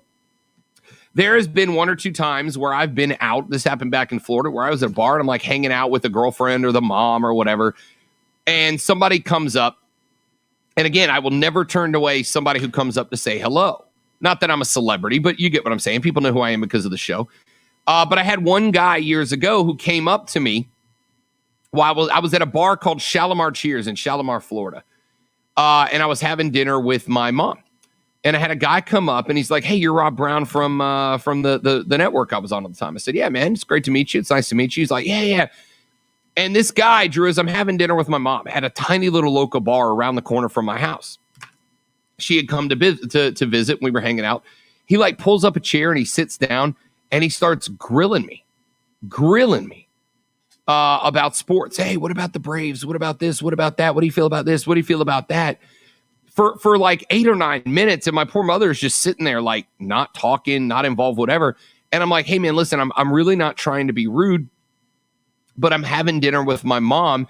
If you don't mind letting me finish up, when I'm done, I'll come over and grab a beer with you. Is that cool? And he's like, whatever. And he walks away. And I'm like, well, that was weird. And then the next day, he calls my show, Drew, to tell me he thinks I'm the rudest person on earth because I refused to have a conversation with him, even though he sat there and talked at me for like 7.5, 8 minutes with my poor mother sitting there in silence in front of me. All right. I get why after a while it's like, hey guys, I'm really sorry. I can't sign any more autographs, man. Yeah. Especially if you're Ken Griffey Jr. You've probably been getting asked to sign autographs since 5 o'clock that morning when he got to the course, right? That's just how it works. But on the other hand, dude, he's kind of my favorite player of all time. You know what I mean? Like he's kind of my idol. So Drew, do I try to hunt him down today or tomorrow if he makes the cut? Or do I just let it be and let the vision of Ken Griffey Jr. in my head live on? Yeah. I the more you talk about it, the more it's just like, yeah, the majority of people, especially when they get around a celebrity, are crazy. So all it takes is really one or two to just ruin it for the rest of us. And no, I'm not approaching any more people. So I would keep hunting him down. I remember finding out that Archie, Peyton, and Eli Manning were on a golf course in Clearwater when we were on vacation, and my dad was trying to find a golf cart to just go drive around and go find him. And I was like, there's a ton of people. Everyone here is going to have that same thought. And if he was a jerk, it's a story that I get to tell, I guess. And I don't know. I don't want to tell the story that a celebrity was a jerk. That's not a great story, but Yeah, you got to try. You got the hat. Just don't be crazy. Don't be the one who says he was so rude and you don't tell the side of the story that you went off on craziness, which I know you won't, but the majority of people, that's the story that they tell. This celebrity's so rude. Well, you should have bombarded him. So. Well, come say hi to me. I'm not rude and I love you all. Quick break. Back after this, the Rob Brown Show rolls on. It's ESPN Upstate. The Rob Brown Show. Listen on your Amazon or Google smart speaker. Just say, play ESPN Upstate. AutomotiveMap.com presents the Sports Flash on ESPN Upstate. College baseball super regional round action begins today in Nashville. Number 13, break? East Carolina takes on number 4, Vanderbilt. That's noon Eastern first pitch. 6 Eastern break. Tonight in the Fayetteville Regional. Number 1, Arkansas takes on NC State. 3 Eastern today from Lubbock, Texas. The number 8 Texas Red Raiders takes on the number 9 Stanford Cardinal. 9 Eastern tonight. Number 5 Arizona battles number 12 Ole Miss in Tucson. Tomorrow in Austin, number 2 Texas takes on South Florida. Number 3 Tennessee battles LSU in Knoxville. In Starkville, number 7 Mississippi State squares off with number 10 Notre Dame. In Columbia, South Carolina, Virginia takes on Dallas Baptist. Women's College World Series number 1 Oklahoma, the 2021 national champ, 5-1 winners over Florida State. The top-seeded Sooners fought their way out of the losers bracket. So I just found out randomly. Download the free Score app. Lightning fast update so you never miss a thing. It's why the Score app. You're good. Stathakis, the game tonight is at 7:05. If you want to come tonight, Stacks, and bring the kids, I'll be there. Keegan will be there. Courtney's coming with me. And we actually have a Reedy River Riot section. We are section 119. I think we have 20. Earlier I talked to Sully, who's the ticket rep, who's organizing this for us. We have 28 tickets sold so far, and I know of at least 4 more. So we're going to be in the 30s. Anyway, if you want to come join us tonight, text me, and I will send you the number for Sully, my buddy Brett Sullivan, who is the account rep. You can grab as many tickets as you want and come sit in section 119 with us. We are bringing the drums. We are bringing the flags. It is going to be a soccer supporters section at a hockey game, which, I mean, let's go. It's going to be awesome.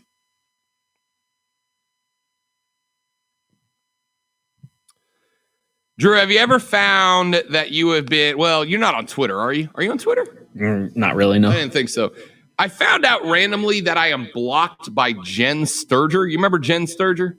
Man, I know that name. Jen Sturger was the one. She got famous because during an FSU game, she was dressed as a super sexy cowgirl, and Brent Musburger pointed her out on TV. Yeah. Well, then she became a journalist, a sports journalist, and she's the one that Brett Favre sent pictures of little Brett Favre to and got in trouble for it, remember? Yeah. When he was playing for the Jets, I think. Anyway, she just came up on my Twitter because Sarah Spain for calling the Rob Brown from Show. ESPN. What's your name? Oh, she's on the phone. Man, my screen's lagging today. Yeah.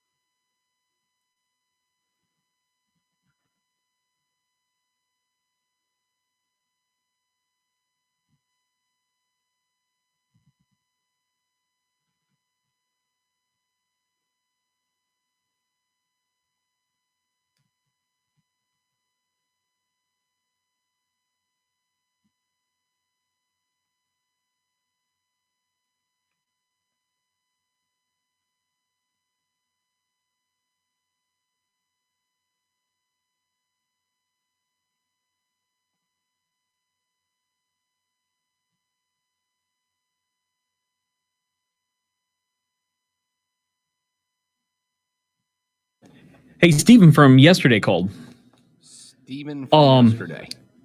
Yeah, about the hat. Oh, yeah. And he didn't have time to stay on today, but he goes, you know what a good back door is to say, hey, we're doing a charity. We're going to auction this off for the Children's Hospital or something like that. Could you sign this? Name on it. And then, oh, by the way, I have this other hat where you could, Yeah. I was like, that is an interesting backdoor approach if you wanted to try to approach him. Little unethical. I mean, you would have to actually auction it off for something like that. But anyway. I mean, it'd be fine if you got one and then actually auctioned it off and then had another one signed, but... Right. 30 seconds left, and I totally lost what you were talking about before. I don't even remember now. Yeah, you said the person who got in trouble was the... anyway, Brent Musburger, and then Brett Favre was the last thing you said. Oh, yeah, Brett Favre sent her a picture of little Brett Favre, and he got in trouble for it. Right.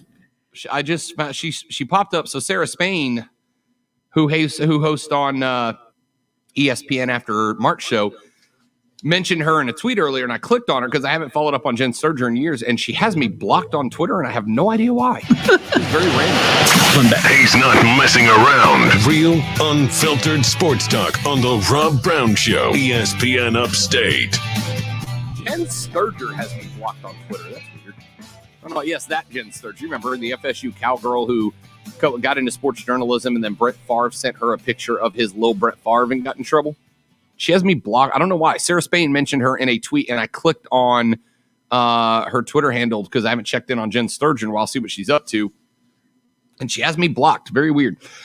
Four-time major winner Brooks Koepka said that his feud with reigning U.S. Open champion Bryson DeChambeau is, quote, good for the game, end quote, and won't be a U.S. Ryder. Excuse me. Wow. That's why you don't drink energy drinks before you come on air.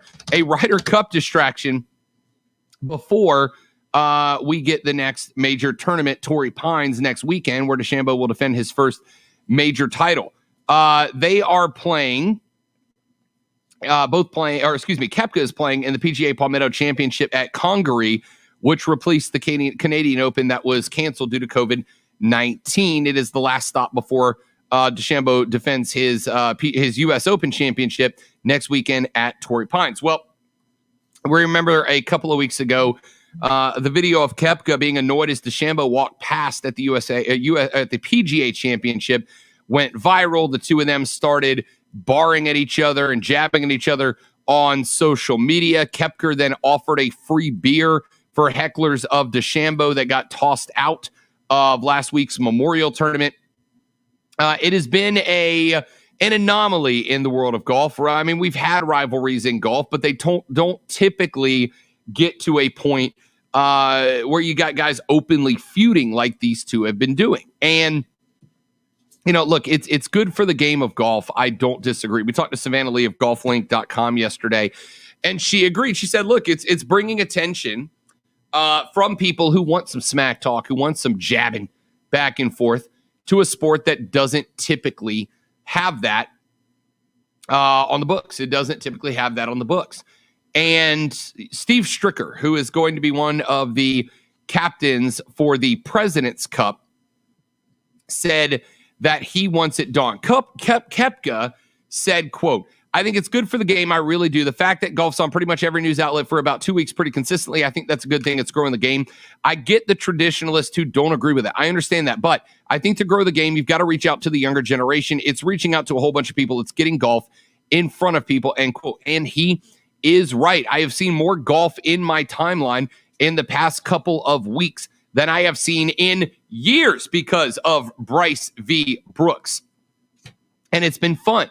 But we've also got the Ryder Cup coming up. DeChambeau ranks second in points, Koepka fifth. 6 players qualify on points, and Steve Stricker, who is the captain, will have 6 captain's choices. But Stricker, the captain of that team, not thrilled with the two of them. He said, quote, when asked if there would be chemistry if DeChambeau and Koepka bring a spat into the locker room when the American side host Team Europe next September at Whistling Straits, quote, I don't see why it would. There's only 8 guys that are playing, 4 sitting, whatever. I mean, I play with one other guy. Let's say I don't play with Bryson or Bryson doesn't play with me. He takes care of his match and I would take care of my match, and I don't know that has any effect. Well, Steve Stricker said that he disagrees with them. Stricker says that he wants them to settle this garbage before the President's Cup. Steve Stricker was asked what they should do.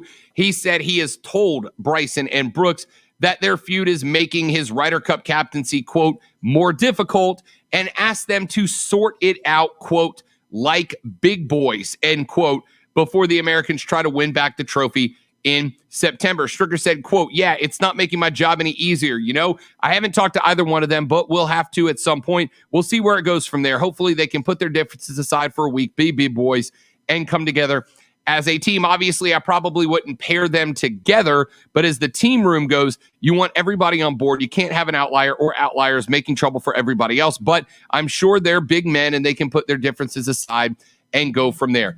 Let me tell you this, Drew.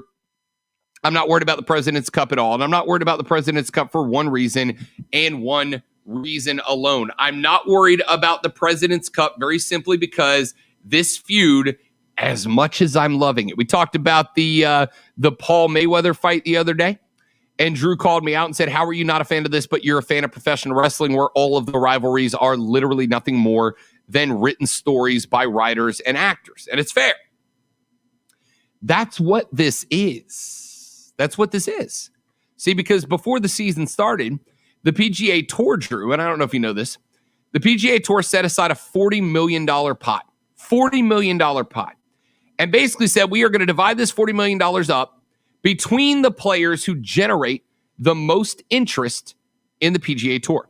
We're going to split this $40 million up, and one of the metrics that they are using to determine who it is that will get what slice of this $40 million pie is interest driven on social media.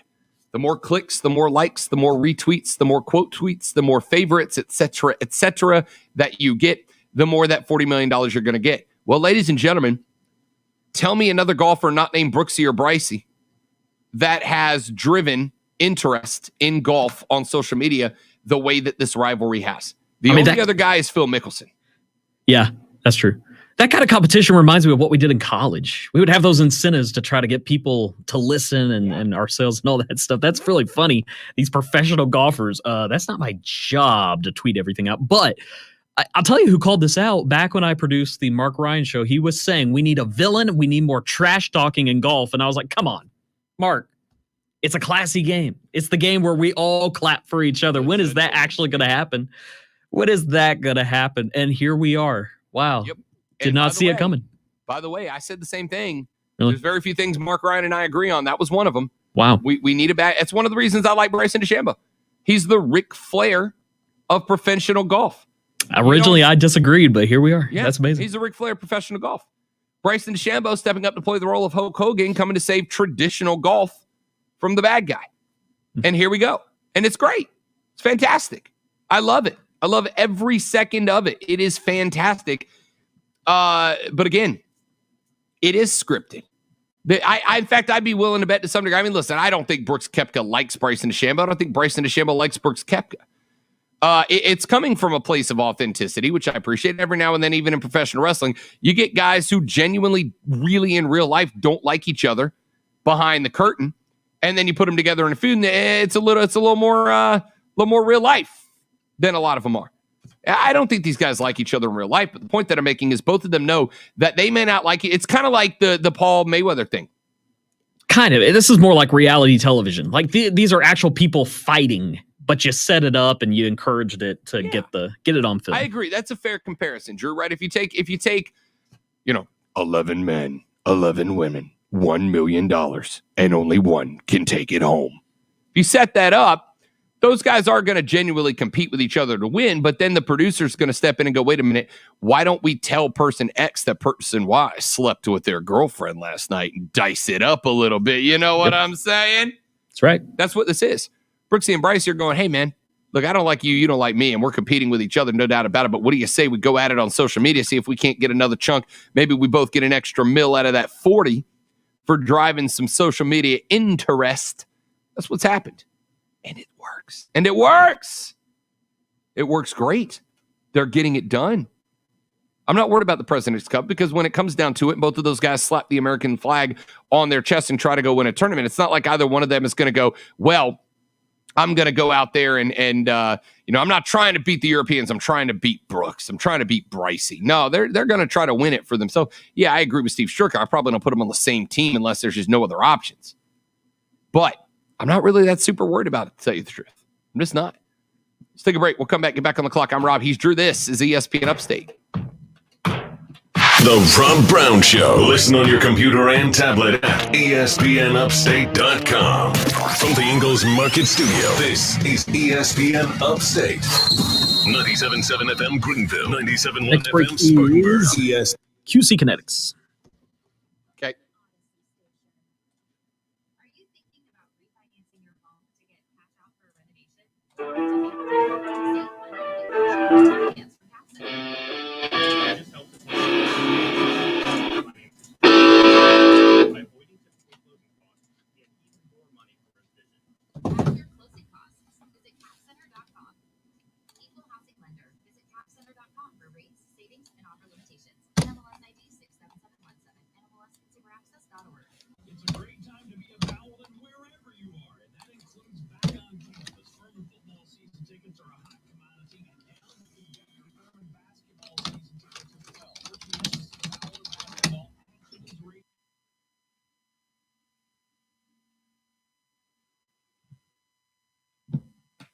And by the way, person watching the stream sending tweets to the @RobsGrandmaPicks Twitter account, it is an energy drink, not a beer, you jerk.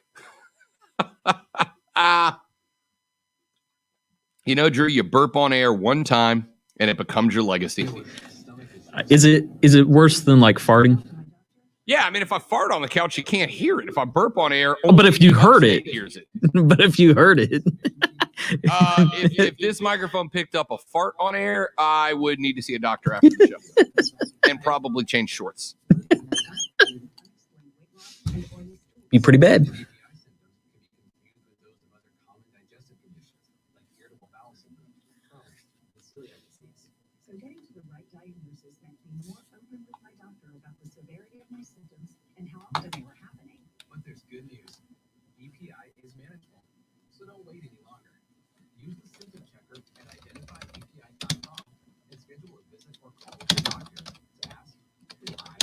Stathakis with a questionable strategy for marriage here.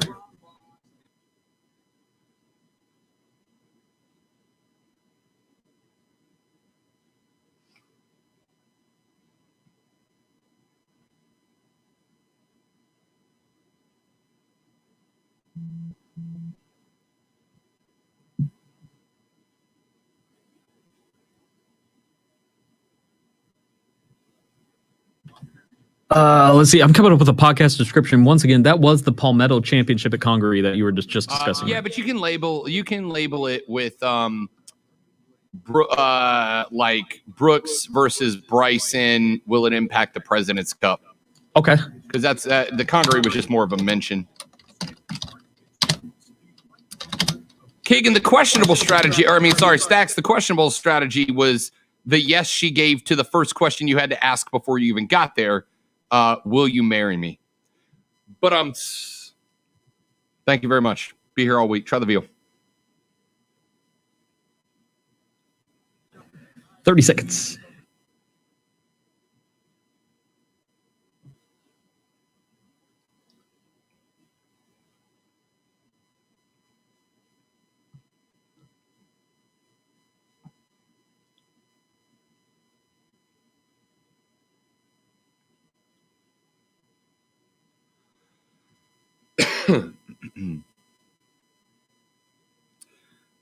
There's an ice cream shop somewhere that just rolled out Heinz ketchup flavored ice cream, and I think we can go ahead and hope the meteor hits anytime now. Call 844-GSP-ESPN. Text keyword ESPN and your message to 71307. Get in the game on the Rob Brown Show only on ESPN Upstate. People text that have come in on the English Market text line at 71307 at ESPN. Rob, you were at a bar? ? I know, shocking. But this particular bar, I'll tell you what they did at the program yesterday.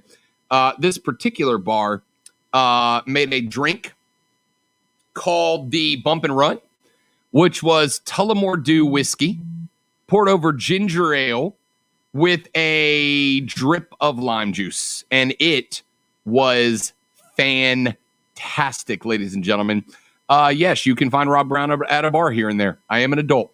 At ESPN, Rob Brown trying to catch up. You met Larry yesterday, and he was great. Met Emmitt Smith yesterday, and he was a D-bag. No, I met Larry yesterday, and Larry was great. He was generous. He was kind. He gave all the time that fans wanted, was rocking the Toe Mater golf shoes, took every picture, signed every autograph. It was fantastic. I met Emmitt Smith a number of years ago when I was broadcasting in Pensacola, which is where he is from. It's Pensacola, Florida. And I watched Emmitt Smith turn down multiple children for autographs in a parking lot. I don't mind if I really doesn't bother me all that much if you turn down adults for autographs when you're not doing anything. But this dude had multiple kids, like in Cowboys gear. These weren't just like kids, because I know I've seen it before where where like dads will send their kid up to get an autograph for them or whatever. These are kids like in Emmitt Smith jerseys that clearly knew who this dude was. And he's turning them down left. He told one kid, kid ran up to Emmitt Smith in a parking lot outside of a university down in Pensacola where he was doing an event. And Emmitt was standing there in the parking lot, texting on his phone, as a matter of fact. This would have been 7-8 years ago. He's texting on his phone, and a kid runs up to him, and he's like, "Mr. Smith, may I get your autograph, please?" Like, was very polite. And Emmitt said something along the lines of, "Yeah, sure, for $50. And the kid turns and like looks and he like looks back at his dad, and the dad's like, I don't have any cash. Like, can I give you a card or something?" And Emmitt's like, "No, it's 50 cash." The dad was like, "I don't have 50. He's like, "Well, then you don't have an autograph either." And he walked away. Like Emmitt needs $50. Yeah, exactly. Goodness. Exactly. It reminds me, especially when the kids are in full gear. I went to the Peach Bowl back in the day, now Chick-fil-A Bowl. But as a Tennessee fan, of course, the Peach Bowl is like an annual event. So we ended up going, and there was all these kids in Michael Vick gear because it had been advertised consistently throughout that entire 2 weeks. Michael Vick will be there to sign autographs, doesn't show, and they said he's done that multiple years. Yeah. I'm coming. That's ridiculous. Good grief. If the kid is in full gear and they buy it specifically for a guy who just doesn't even bother to show up, that it's not even refusing the autograph. It's like the attitude behind it. Oh, the power of the phrase "card subject to change." At ESPN, Rob B-list. That's a bold assumption, Rob. Maybe one day. Yeah, I don't know, Texter, if you have picked up on the overtones of this show. I am two things. A, incredibly sarcastic, and B, I don't have a high opinion of myself either. All right, I'm an idiot. I'm like an X-list celebrity, right? Like a Y-list celebrity. I know my place. I know my role. All right, I was making a joke. I'm not even a B-list celebrity in my own family. All right, like in my own family. Let's take a break. We come back. We'll wrap up hour number 2. Coming up, we are going to open the third. I said we were going to do it this hour, but then I got us way off the clock. We are going to open hour number 3 with a game that Drew came up with that I am in love with. It's going to be called Beer Cannon Ball Club. Drew's going to give us a name. We're going to see if we can figure out whether it is the name of a sports team or a craft beer. That's opening hour 3. Coming up on the Rob Brown Show. It's ESPN Upstate. Next up, QC Kinetics. The Rob Brown Show. Listen on your Amazon or Google smart speaker. Just say, play ESPN Upstate. Our friends at QC Kinetics are here to help you get through your day-to-day life without being impacted anymore by those aches and pains, those chronic joint pains that pop up in, everybody. It happens to all of us. It's not like it's avoidable. You're going to have aches. You're going to have pains. The more you use your joints, the more you wear down that connective tissue, the more the inflammation becomes real, the more consistent it gets, you get that chronic joint pain. Well, QC Kinetics uses their bioorthopedic scientific therapy that is non-surgical to repair and regenerate that connective tissue within your joints so that the inflammation goes away and the chronic pain goes away. And they'll tell you, look, their goal is to help the grandparents get back to picking up their grandkids, the dads to get out there and play the golf, the moms to be able to go walk around the park with their friends and not have to be afraid of those sore knees and ankles and hips and lower backs and shoulders and wrists and necks when it's all done with your favorite physical activity. That's what they're here for. That's what they're trying to do for you. And they can, and they will. But you got to go see my friends at QC Kinetics right now. Check out their website at qckinetics.com, QCKINETIX.com, QCkinetics.com, or give them a call right now, 864-448-3772.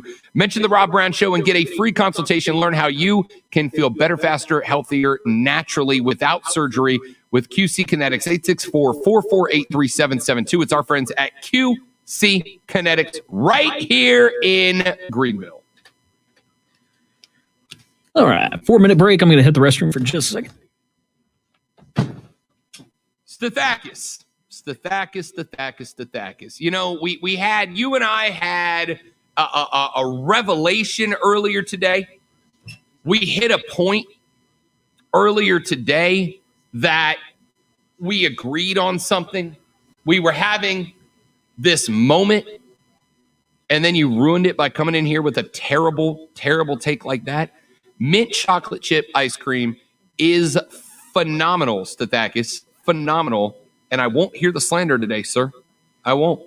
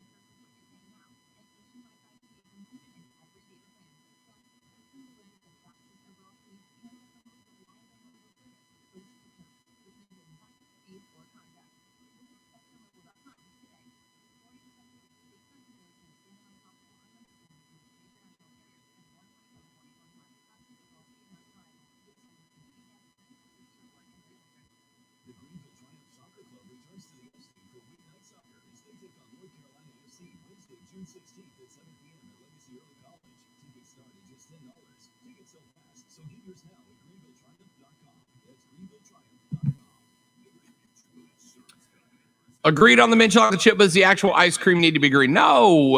As a matter of fact, the best mint chocolate chip ice cream I've ever had, Steven, came from an ice cream shop in downtown Pensacola, Florida, and it was white. It just looked like vanilla ice cream with chocolate chips, but it was the best mint chocolate chip ice cream I've ever had, and it was white. It doesn't need to be green. It's traditionally green. I'm not going to turn it away if it's any color, to tell you the truth, but it is. It's the best. It's the best. Brandon says, if you don't like mint chocolate chip, you probably get your steak well done. Yeah, I agree. Listen, Stathakis has one of my favorite handful of restaurants in the upstate, Stack's Original. Huge fan, been in there a bunch. And I know Stack's knows his food, but apparently he only knows the food before dessert time. Brandon, look, I don't care about the Hawks dub tonight. I need that Hawks dub coming up on Monday, big fella. I need to see my man Ice Trey. Need to be that dude. I need that dude to be stone cold on Monday. That's why I'm going.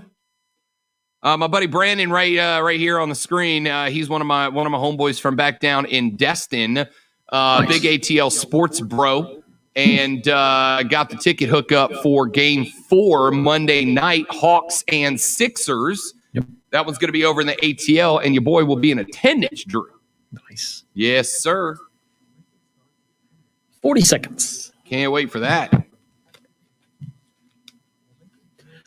The rejoin on this will be the $1,000 cash liner, because that liner sounds like a rejoin anyway. Perfect. So yeah. Perfect. That'll work just fine.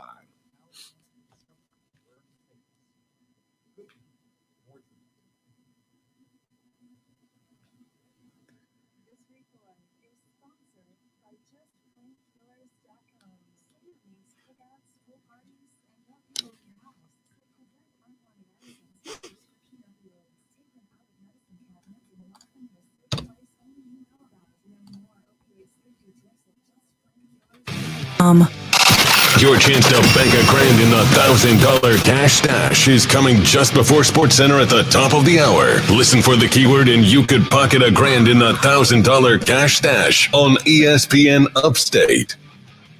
Yes, indeed. Here in about 3 minutes, I'm going to give you the keyword for the 2 o'clock hour on the $1,000 cash stash here on ESPN Upstate. So coming up in about 3 minutes, don't go anywhere. I'm going to give you that key word. Real quick, get this out of the way. NBC Universal has announced that they have their plans in place to present an unprecedented 7,000 hours of coverage of the Tokyo Olympics coming up in a month and 12 days, a month and 12 days, I believe, for both English and Spanish language viewers. 2 broadcast networks, 6 cable networks, and multiple digital platforms will carry the Olympics. NBC Universal says that the big focus of their coverage obviously will be Team USA, which has won more overall medals than any other nation at 6 consecutive summer games. Obviously, we know that Simone Biles, Katie Ledecky, Caleb Dressel, Simone Manuel, Allison Felix, Noah Lyles, and others will all be representing the red, white, and blue in team sports. The U.S. are considered a contender for gold in basketball on both sides, women's soccer, softball and water polo, as well as gymnastics and rowing. The Dream Team will attempt to win its 4th consecutive gold medal and 16th overall, and all of it will be on NBC. And I say all of that to say this, Drew. If the power brokers, which broadcast networks are the power brokers for just about every single sport, if the power brokers say it is a go, Drew, my confidence level is through the roof that the Olympics are a go. Absolutely.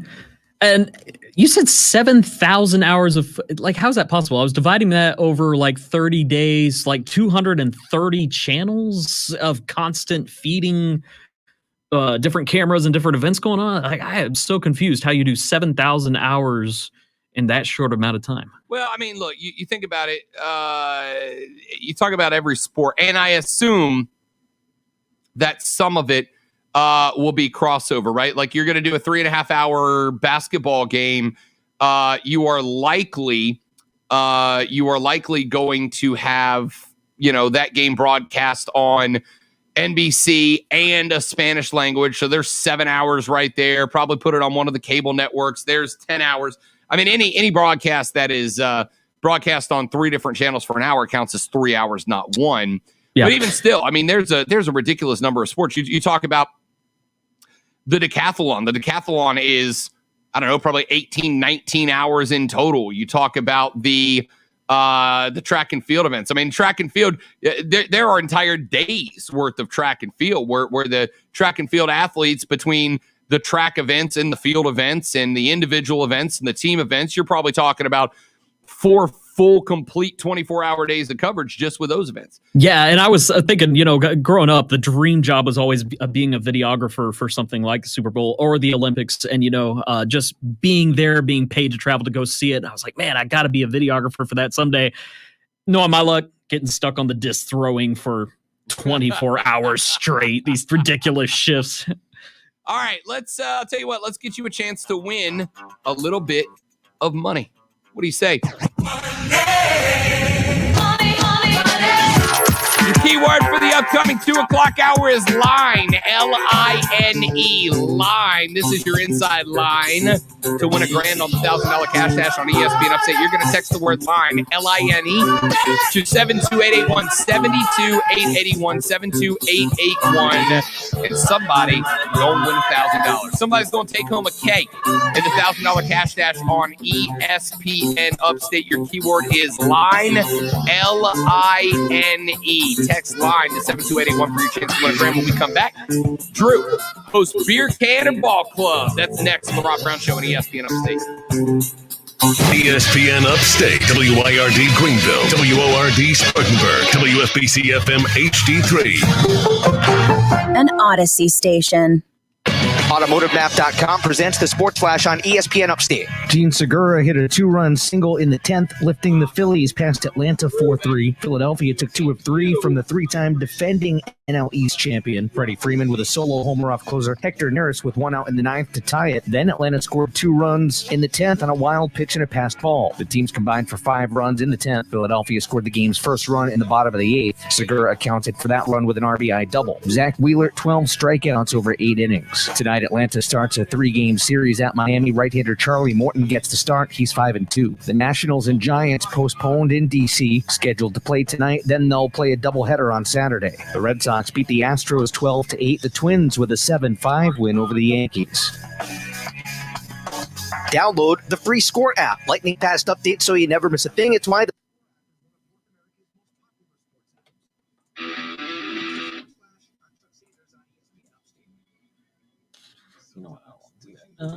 Let's do this.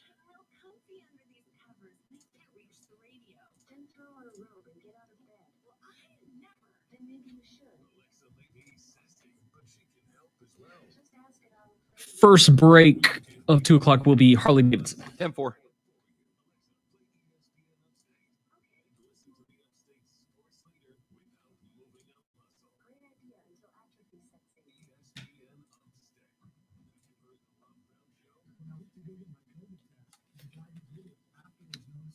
Stathakis. You're so painfully, evidently, entirely wrong, my guy. As a person who has been forced by the forces of evil themselves to live in Jacksonville, Florida, I can tell you without a thought that the people, places, and things in Jacksonville are terrible. And the people, places, and things in Jacksonville deserve far, far, far more scorn. Coming back pretty quick. They're better than that. Days noon to 3 on ESPN Upstate. Warning. Man, check this out. For an official Rob Brown lockdown. Represents being real. Yeah. Real, unfiltered sports talk manufactured locally for the Carolinas. Lockdown. This is the Rob Brown Show. Yeah. Only on ESPN. ESPN Upstate. Got bottle best of money hour of the Rob Brown Show is on your radio. This is ESPN Upstate, final hour of the week, y'all. Thanks for hanging out with us. I'm Rob Brown. My man Drew holding down the fort in the network studio. And Drew, been looking forward to this. Pardon me. Good timing, me. Been looking forward to this all week. We're going to play a little game that Drew came up and then Keegan named called Beer Can or Ball Club. Drew, why don't you explain how the game works and get us going? Absolutely. So, I will... Bumper music, you professional. I'm working on this. You professional. It almost caused me to miss your intro there, and that's why. Working on my own stuff, because Drew is taking over. So, I have been thinking ever since I got to Greenville about the Swamp Rabbits as a minor league team and thought, man, I could have told somebody that was an alcohol from anywhere else where I've lived, and they would have believed me. I was like, I wonder how many other minor team mascots and names have been like that. So I decided during the production of last time I was with Rob Brown on the stream to try to throw him with that, and he took it live to air, and it's caught on ever since. So I will add the word "the" as well as an S to each title, so it will sound like a sports team, such as the Swamp Rabbits or the Angry Orchards. You have to know, okay, is that going to be a sports team or a beer can or a ball club? So they're not all sports team, but they may sound like it just because I'm adding the or the S. We'll start out with the Carolina Reapers. Carolina Reapers are the name of a pepper. I am going to assume that there is a ball club named after the pepper. I'm going to go with the Carolina Reapers as a ball club. That is incorrect. Really? Simply because we're not counting the rec leagues. We're not counting the little things. There are some pretty cool logos of people that have created that. If you do know of a minor league team or a professional-ish club known as the Carolina Reapers, let me know. But as of today, the Charleston Distilling Company took a special kind of crazy to willingly infuse their vodka with Carolina Reapers. The more famous title is, in fact, the vodka. All right. So we're not just doing craft beers. We're just doing booze in general now. All right. Yeah. You upped the difficulty a little bit. I'm 0 for 1. I accept it. Let's see. Last time we learned that snake venom is the world's strongest beer. What about the Carolina Cobras? That's, I'm sure that there is a beer called Cobra somewhere. I'm sure that there is. Could be, but in case of a tie, we go with the ball club. Okay. I am going to, I believe that there was, and I don't know why I know this, but I believe there either used to be or still is an indoor arena football club called the Carolina Cobras. Am I making that up in my own head?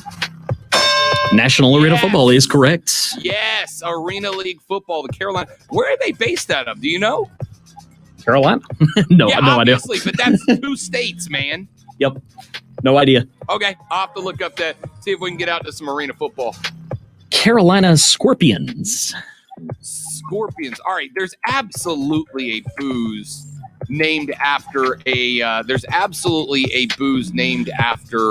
scorpion somewhere, right? It's cool of an animal not to name like tequila after or something. But are they also a sports club? Also a professional or upper level sports club? I'm gonna say, yeah, there's a team somewhere called the Scorpions. I'm gonna say yes. There's a team somewhere called the Scorpions at a high level. We got this from the Women's Football Alliance. So are we counting that? Yes, the Football Alliance, Women's Football Alliance. Going to count it. That sounds professional enough to me, and also 2-1. Yeah, I was going to say keep track of your score because I've got to keep reinserting these sound effects here. All right. In favor of the solar eclipse that happened yesterday, I began to look up the Black Orbits. Black Orbit. That's the name of a beer. That's the name. No team is going that dorky with the name. That's the name of a beer. Yeah, Black IPA from Orbit Beers in London. 3-1. That one, I think that the Scorpions one was a guess, right? Like I just had to assume there was a professional team somewhere called the Scorpions.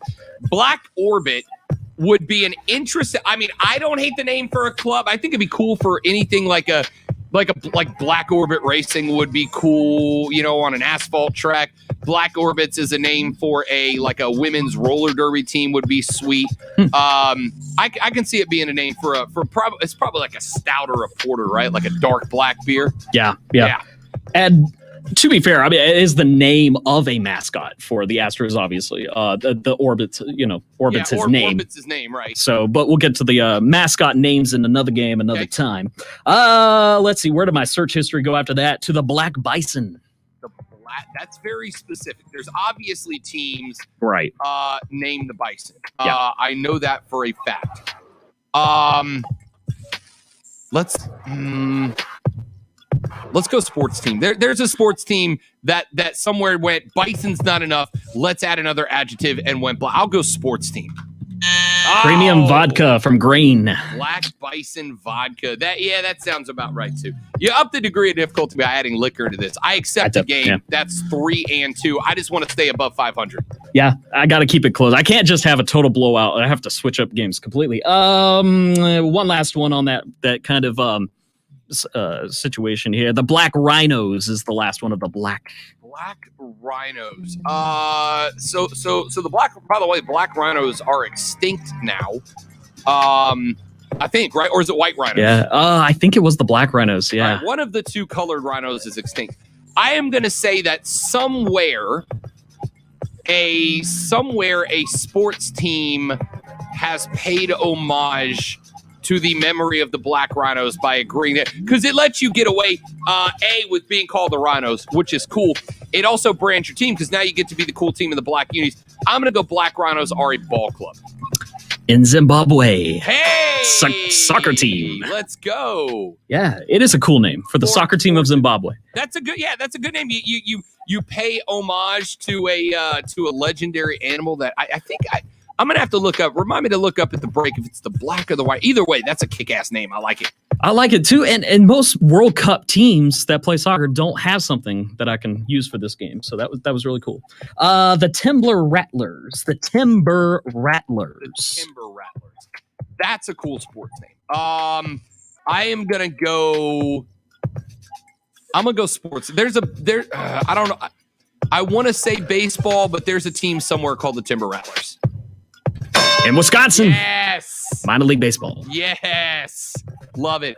Minor league baseball probably gives you the best options to really get me here because there's 1,000 minor league teams and some of them have very unique names that make great beer names but questionable team names. But those team names make sense for the area. And if you're not from that area, it wouldn't click, kind of like the Swamp Rabbits, right? Like I've had plenty of people who are going. In fact, one of my buddies who was driving through the area earlier in the week listening was like, why the Swamp Rabbits? And I explained about the old Swamp Rabbit train and how the train track is now a trail and that blah, blah, blah. I didn't know that. Yeah. So, and this is a history I've got, and unless somebody from Greenville was lying to me to make themselves LOL, the Swamp Rabbit train used to be a train that I believe ran, if I recall correctly, from Atlanta to Charlotte before Greenville was a major hub, and it ran through the area, and the train was called the Swamp Rabbit. And then after Greenville popped up and that train went away, where the track used to run for the Greenville line, for the Swamp Rabbit line, they pulled the track and they turned it into a trail, and that's why it's the Swamp Rabbit Trail.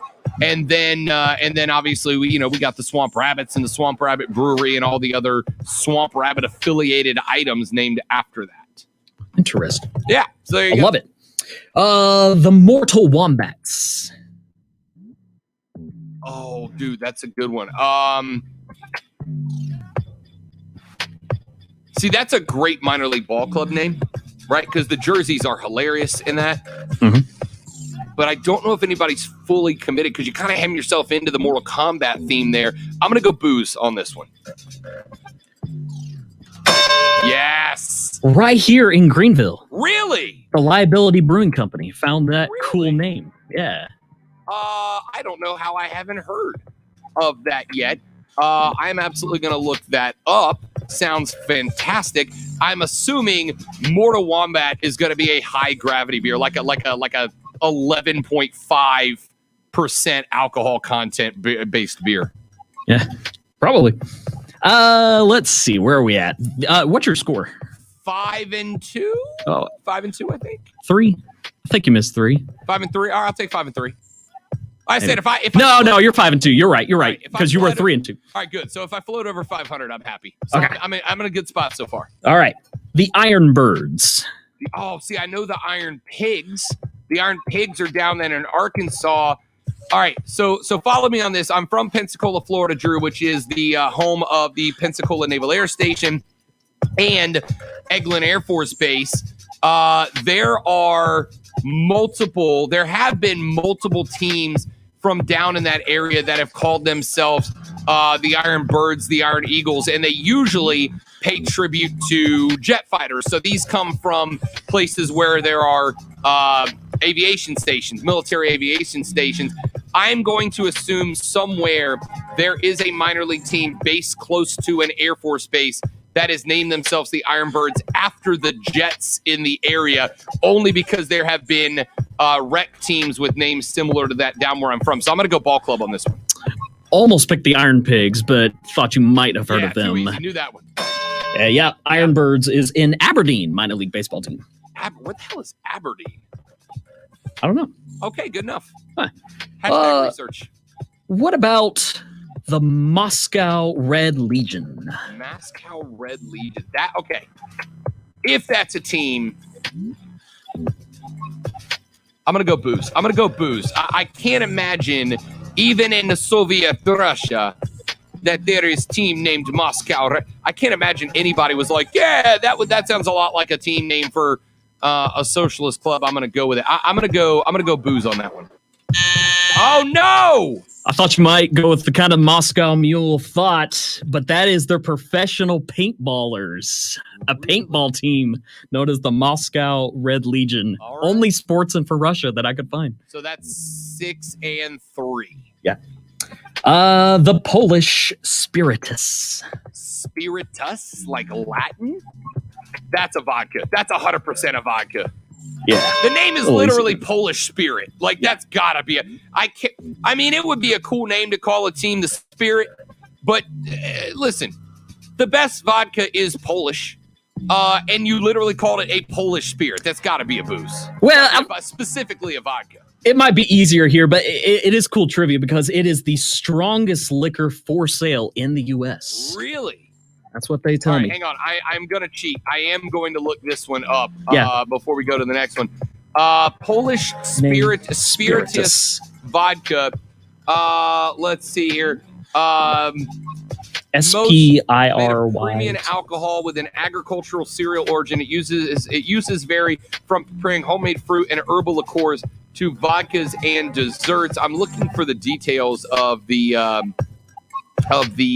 alcohol. I'm gonna have to look that way. 192 proof vodka. Ladies and gentlemen, if you want to forget your life's problems and part of your life, may I suggest Polish Spiritus Vodka, the only vodka approved by the little flashy thing from Men in Black. I like the names of these vodkas better. The beers were always puns off of something, and it's like too obvious that it was a beer. Oh yeah. So the vodka is fun. That's 7 and 3. I think I'm probably clear, but you got a couple more? Let's go with Team Liquid. In fact, I know this. This is a scurf. A scurf. Well, kind of. It's a surf and skimboarding team. So I'm gonna go. For the sake of a hard answer, I'm gonna go ball club on this. Well, you're not wrong. I had it as the number 1 rated esports team for a long time. Okay. All right. There is a professional. So we get shared here. Yeah. There is a professional surf and skimboard team called Team Liquid, and I know that. Because back in our younger and more formidable days, the drummer in my band was actually a nationally sponsored and endorsed skimboarder, and he actually had an endorsement from Team Liquid. So if you would have told me a beer, I would have argued that one. Yeah. No, I'm glad I had something as far as the sports team go. Let's go with Kalamazoo Outrage. That's a team name. Outrage is a great hockey name. I don't know if I'm committing to hockey here, but I'll say ball club here. They were a minor league soccer team that even had a women's team. They're based in Kalamazoo, Michigan. Outrage is a soccer name. Because I was looking at Georgia Tormenta, and I was like, you're going to know that one with the USL W League going live. Absolutely. But Tormenta is another one that's just like, man, good alcohol name, but also good sports team. Outrage is a good name for a beer. Yeah. That's a great name for like a solid IPA or a really harsh sour. But that's a good name for a soccer club. All right, I'm 9 and 3. I feel like I'm you're got about 2 more, and so you've pretty much sealed the deal. The Ill-Tempered Gnomes. That's a boost. That's too long of a descriptive adjective to be an alcohol. I have the Oakshire Brewing Company right here from Fireforge in Greenville. The Ill-Tempered Gnomes. Just such a good name. Fireforge is good. I've been there a couple times. Cool place. Big fan. The Irish Rednecks. Oh, Irish Redneck makes for a great name of a bourbon or whiskey. It would also make a great name for like a hurling club based in the South. 50-50. The Irish Rednecks. I'm gonna go sports team, and I'm gonna go it's like a hurling team or something. Oh man. Guinness Dry Irish Stout. And they have it, it's called Irish Redneck? Yeah. Irish Redneck booze. I'm Googling this live on air. It's the name of a okay. All right. What? For what I'm seeing, and it could be wrong here, we used to drink a cocktail back in the day called the Irish Trash Can. And the Irish Trash Can was a drink that had 3 liqueurs in it. It was what was it? It was vodka, gin. Hang on, I'm trying to reach back into my bartending brain here, Drew. It was vodka, gin, rum, blue curacao, which made it blue, peach schnapps, which made it like blue, like a lighter blue, and then when you poured Red Bull into it, it turned it green. and that was called an Irish trash can. Okay. And I just looked it up, and somebody has also described that as an Irish redneck. Oh, I see. Okay, so they just simply changed the name on a drink. Okay, I gotcha. Yeah. Go ahead. Go out on a winning note. Let's go with the Krakens. The Krakens. All right, so I'm sitting at 9-5 or 9-4. 9-4. 9-4. Oh, so I'm good. All right, now I'm playing to stay at 750 or above. Krakens. That's a sports team. That's the winning notes. Seattle hockey team. Oh, that's the Krakens. I'm sorry. I did it again. I always mispronounce something off the. You know what? I'm still taking my win. I'm Yep. still taking my win. Yeah, Kraken. So the Kraken, of course, named after the legendary mythical teacher. mythological sea creature. It's basically effectively an enormous squid that for many, many years back in the day when people were dumb, was credited with showing up out of nowhere, taking down ships and pulling sailors to their doom.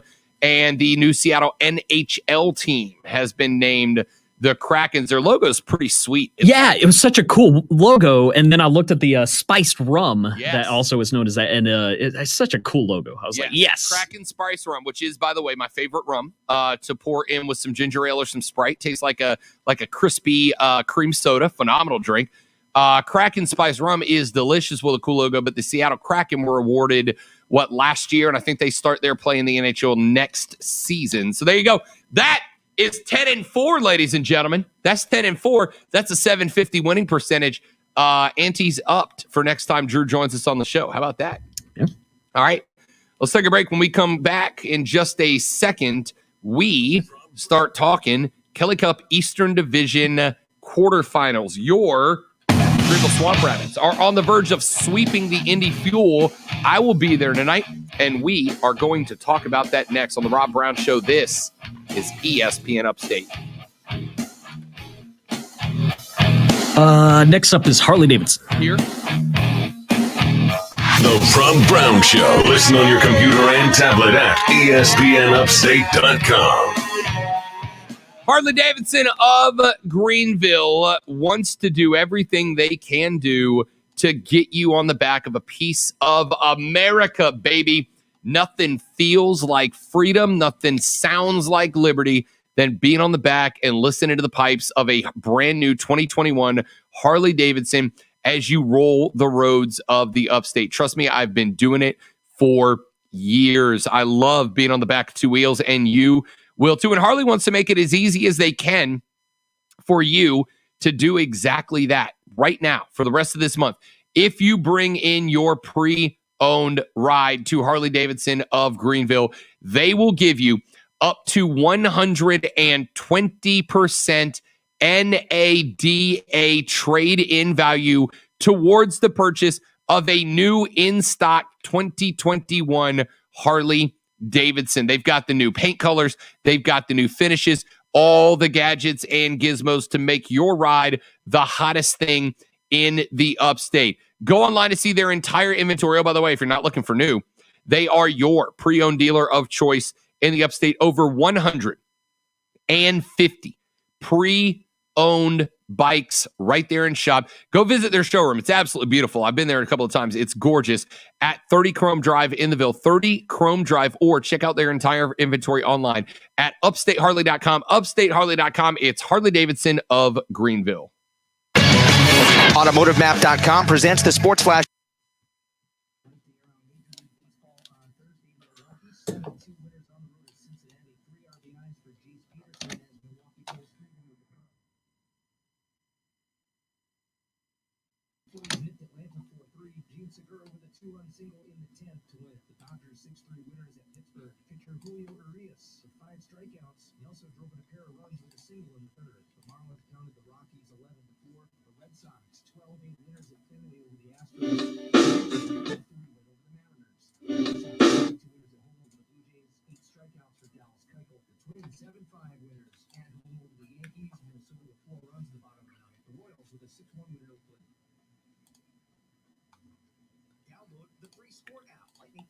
So you never miss a thing. It's why the Score app is one of North America's most popular sports apps.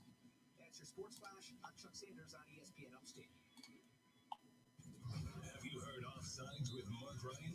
Coming up on a Friday episode of Offsides with Mark Ryan and Diesel. Gamecock fans were offended at a simple question. Are they a better program than this SEC school?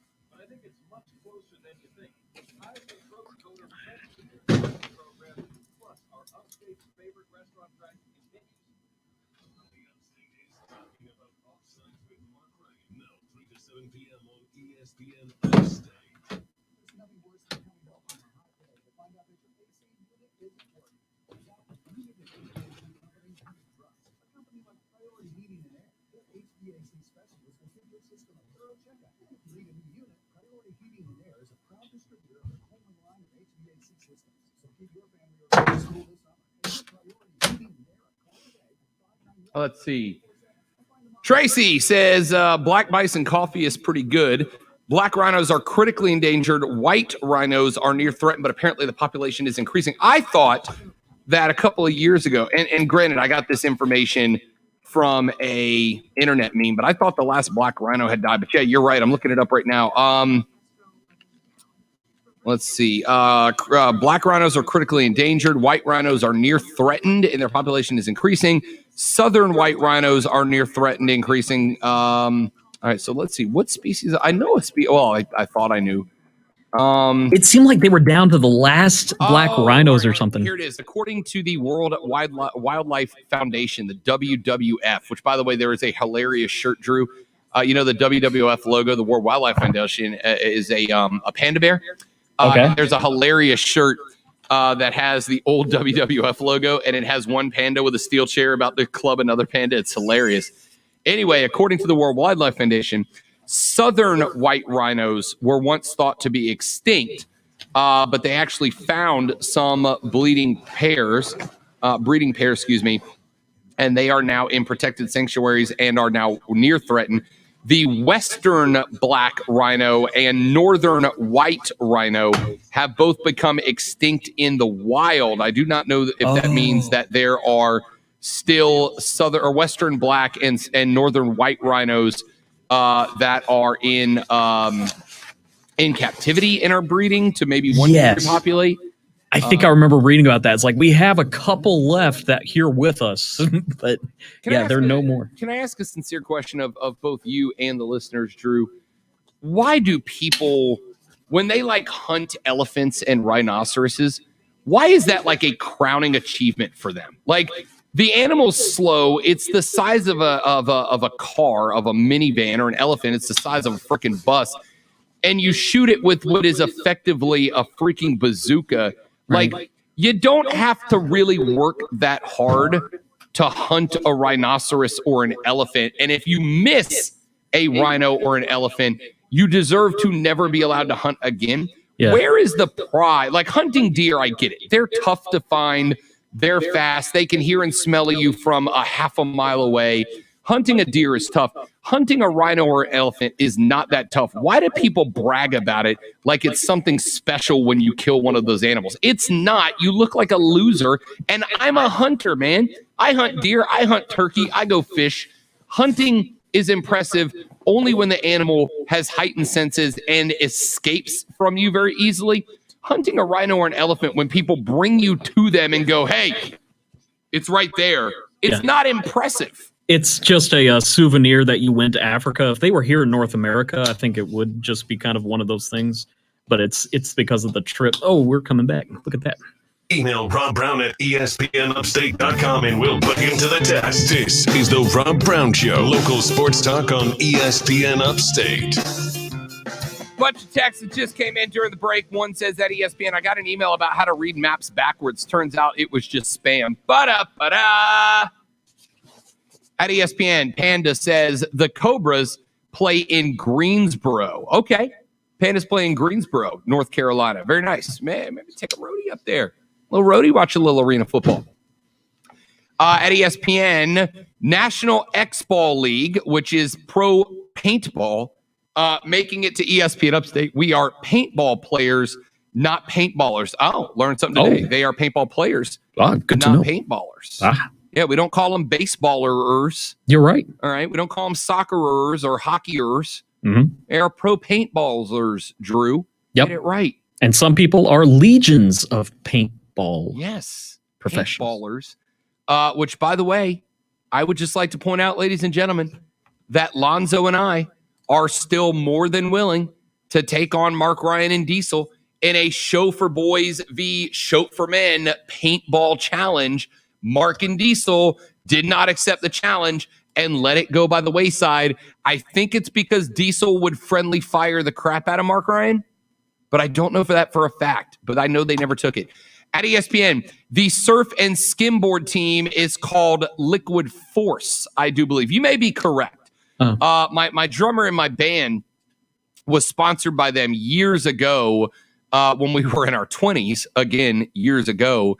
And in fact, I think actually he had you might be right. I want to say he had a sticker on his car from them when he was sponsored. And now that you say that, it may have been Liquid Force. You may very well be correct on that, Texter. But either way, I still got it right. So yeah, that would make sense why it didn't come up in my scroll. Exactly. But it was a different team. Yeah. Exactly. All right. Also, well, no, I'll save that for a stream conversation. All right, 844-477-3776, 844-GSP-ESPN. Text us on the Ingles Market text line at 71307. We will read those on air, or tweet us at The Rob Brown Show, at ESPN Upstate, at Lonzo Onward, even though he is on vacation. You're welcome to come at us on Twitter. Follow us on Twitter. And by the way, if you're going to be downtown tonight, you might as well go ahead and grab a ticket and come watch a little hockey with us tonight. Your Greenville Swamp Rabbits lead the best of 5 series against the Indy Fuel in the in the Eastern Conference Finals of the Kelly Cup playoffs. The Swamp Rabbits battle the Fuel tonight at the Bon Secours Wellness Arena. Game 3 of the best of 5. If the Rabbits win tonight, they sweep the Fuel, and we find ourselves moving on to the second round. The game will be at 7:05 this evening. Game 2, a 3-1 victory over the Fuel. I said 2-1 earlier. It was 3-1. I forgot there was an empty netter scored at the very, very end of the game. Frank DeCharia scored an empty netter at 19:55 of the third period to complete the scoring line. In the opening minute, Liam Pecoraro scored the first goal of the postseason. To his credit, 46 seconds in, buried a shot low to the ice past the Indy goaltender. The Fuel answered at 12 minutes, 30 seconds, courtesy of Terry Broadhurst. An initial shot from Peter Krieger was blocked. Broadhurst then grabbed the rebound and got a second chance effort to go in the low slot. Early in the second period, Greenville got the lead back as Sean Cameron circled the net, found an open Joey Haddad between the circles. Haddad blasted home his first Kelly Cup playoff goal since 2013 for what would become the game winner. Fantastic goal from Haddad. Late in the game, Indy would pull their goaltender, needing an equalizer to extend the series by at least one more game. But instead, a late empty net goal was scored by the by the Swamp Rabbits, and the Swamp Rabbits would triumph over the Fuel 3-1. They dominated game 1 2-0 as well. So that brings us now to an elimination game tonight. Come on out, man. Look, I cannot tell you, it has been fantastic to have not just the local sports that we have, but to have them with the amount of success that they have been having. Incredible success from our local teams. The Drive have been very good. The Triumph, of course, your reigning, defending, undisputed USL League One champs. And now the Greenville Swamp Rabbits, one step closer to a Kelly Cup championship. Look, the attendance was okay last night. It was okay last night. I'll be honest with you, a little bit disappointed. I'd like our local sports to fill up the arenas. That's how you keep them. I promise you. Look, I've been in places before that have lost teams because folks just didn't get involved. If you have not been to a hockey game, if you think I'm not really a hockey person, come out tonight. Get a ticket in section 119. Come sit with us tonight. In fact, matter of fact, Brian Sizemore, one of our listeners, has been texting me. He's been wanting, or tweeting me. He's been wanting to come to a game. He's coming out tonight, and we're going to sit in the same section along with, I want to say like 30 members of the Triumph supporters group, the Reedy River Riot. are going to be there as well. Even if you're not a hockey person, buy a ticket to the game tonight. Come out and give it eyes on, man. We want to fill up the Wellness Center up to its protocol limit so that we can continue to show our local sports teams how much we appreciate having them here in the Ville. Let's take a break. We'll come back here in just a minute. One more segment and then Twitter trending topics to call it a week on the Rob Brown Show. This is ESPN Upstate. The Rob Brown Show. Listen on your Amazon or Google smart speaker. Just say, play ESPN Upstate. From the Ingles Market Studio, this is ESPN Upstate. 97.7 FM Greenville, 97.1 FM. Next break is Upstate Golf Cart. All righty.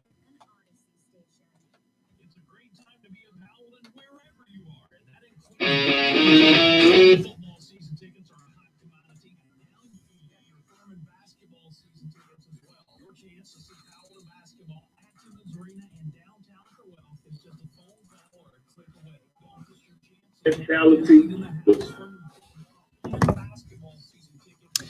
One of the most disturbing videos I ever saw, though, was these guys hunting lions in Africa. I don't get it, man. And the lions circled back around and started hunting the hunters because they couldn't find it. And I was more like pulling for the lion because, yeah, I agree. I just can't stand watching that. I get hunting, but these animals, I mean, they're not for meat. They're not fun to hunt. It just makes no sense.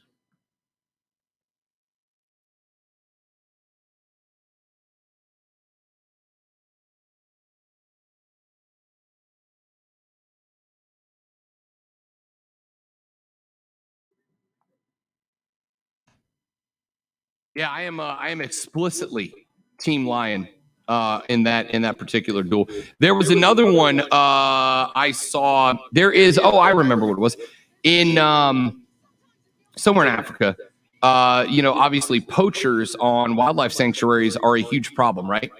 And they show up in the night and they go hunt. Well, there is a group of women, anti-poaching unit made exclusively of women in one of the game reserves in Africa, and they have been more successful at stopping poachers than just about any unit that has been put together to do this over the years. But yeah, I remember one story. It was the same situation. It was a group poaching lions, and the lions escaped from them, and then the lions came back later in the night, caught the poacher slipping, and killed him. Like, took them all out. I'm like, dude. I mean, you played the game. Yeah, you play with fire, you're gonna get burned, Jack. Yep. You play with lions, you gonna get the teeth, son. You play with the bull, you get the horns. Yep. Can't say I feel for those guys at all.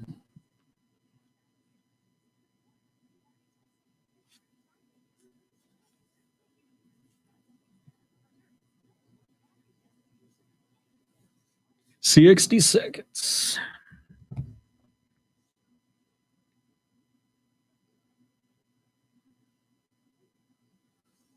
Next commenter is, how do you pronounce that? Let's see.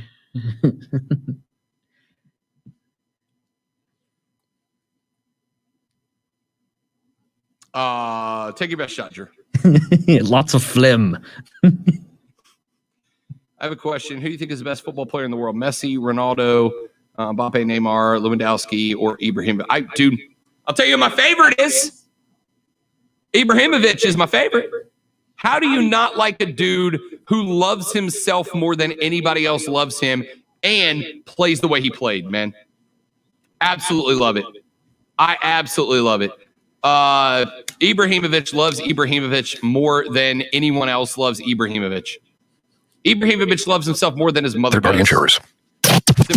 Opinions wanted. Well, opinions are like what we say. Everybody has one. Call 844-GSP-ESPN. Local sports talk on the Rob Brown Show on ESPN Upstate. Eagles Market text line open at 71307. J-Bo writes in, says, you guys are awesome. Every time I text in, which isn't a ton, it gets read on the air. I just love how well y'all do with including your listeners. It's no wonder you guys are the best. We feel like such a huge part of the show. Keep up the great work, my dudes. Yes, J-Bo, we will keep up the work because they pay us to. That's not true. I mean, it is true, but we love doing this job. And we appreciate, look, Mark Ryan and I, and I've told you this, guys, in the past. I've told you guys this in the past. Mark Ryan and I, when I got this gig, I had left Jacksonville, had lost a dog, a girlfriend, and a job all within a handful of days. And I didn't even know this job was open, to tell you the truth. I reached out to Mark Ryan, which is why I remain indebted to him, and said, hey, dude, can you do me a favor? Can you just look over my resume, man? Can you just listen to my demo tape? I think I'm going to give radio one more run, and if it doesn't work out, I'm done. And he's like, yep, I got you. Send it to me, blah, blah, blah. And then he said, oh, by the way, we got a job open. You're applying for it, blah, blah, blah. Great. Appreciate it. I never will stop being appreciative to Mark Ryan for that. Anyway, when we got to talking about it, one of the things that we both really love and want to continue doing is making this show and Mark's show, Offsides with Mark Ryan and Diesel, as interactive as possible, man. It's why I opened up the stream at facebook.com/ESPN Upstate, youtube.com, search The Rob Brown Show, and on twitter.com/The Rob Brown Show. We wanted you guys to not just be listeners to the show. We want you to be part of the creative process. I mean, Drew, you've been listening to the show for a week. What percentages of the show would you say get dictated because a couple of listeners bring up a topic that wasn't even on the prep sheet yet? Oh, sorry. I was over here making my sandwich with Duke mayonnaise. Yes, exactly. Exactly. Almost every segment. Yes, exactly. We want you guys to be more than listeners. You are part of the creative process for how this show gets put together. You guys are a huge part of how and why this show and Mark Ryan show, Offsides with Mark Ryan, is run. He calls himself the most interactive show in South Carolina. And as far as I'm concerned, the only show that competes with him is this one. That's the goal. The phone lines never get closed. Drew, you've worked with me for 2 or 3 weeks on air now. How many phone calls have I told you we're not taking that call? Absolutely none. None. Of course not. If you tweet me, I respond. If you email us, I respond. If you come on the air on the phones, you get on the air every time. If you text us at 71307, short of it being something that I can't say on the air, we read them on the air. And sometimes when there's stuff I can't say on the air, I censor it for you so you can still hear your text read on the air. We want you guys to be part of the show. It's a goal for us, is to have you guys be a part of the show. That's what we are looking for, which is why the stream is open. It's why the text line is open. It's why we encourage, we solicit phone calls and text repeatedly. Jay Bro, it's for that exact reason, so I appreciate that. Thank you very much. Hurricane Jeff says, Rob, you guys make an otherwise Monday and workday go by so nicely. Thank you for what you do. Drew Lonzo, along with Mark and Diesel, have a blessed weekend. Jeff, thank you very much. Although I need you to know, I don't know if you're aware of this. You know it's Friday, right? Oh, he said mundane, not Monday. The autocorrect got you. I was worried about you for a second there, Jeff. The other text, okay, he said Monday, not Monday. Yeah, man, we try. Look, I've worked in offices before. I've been there, man. I worked in a bank. I worked for an insurance company. I've been there. I've been in the 8 to 5 or behind the desk. Our goal, my goal, and ESPN Upstate's goal is to give you a handful of hours outside of the regular day-to-day where you actually get to, take a break from the Monday. We want you to have a break. That's why we call this show Audio Red Bull, for you to get through the workday, man. I want you to be able to tune in, put us on in the background at work, do what you got to do, but get a couple of laughs. Get a little upset at sports, give you something to focus on. That's what we're here for. All right, let's take a break. When we come back, we wrap the show up with everybody's favorite game. Twitter trending topic. Drew tells us what's trending on Twitter. I give you 30 to 45 seconds of what I know about it. If I don't know anything about it, I make it up. That's next to wrap up the week on The Rob Brown Show. This is ESPN Upstate. Upstate Golf Card next. The Rob Brown Show. Listen on your Amazon or Google smart speaker. Just say, play ESPN Upstate. The 2021 Upstate Golf Card is on sale now, just in time for Father's Day. And just in time for Father's Day, it is now just $75. It was an incredible deal, at $99. Now you're getting it for just $75. Ladies and gentlemen, you pick up the Upstate Golf Card. You're getting 9 rounds of golf at 9 of the most beautiful and prestigious courses around the Upstate, and you're getting it all for $75. Buy one for you, buy one for Pops for Father's Day. Heck, buy one for you and the amigos, man. It's a great excuse to get out there and spend 9 beautiful days in the spring and summer weather of the Upstate. Go to upstategolfcard.com now to learn more about the courses, get the details, and most importantly, Get yours before we run out. Go to upstategolfcard.com, upstategolfcard.com. It's the 2021 Upstate Golf Card.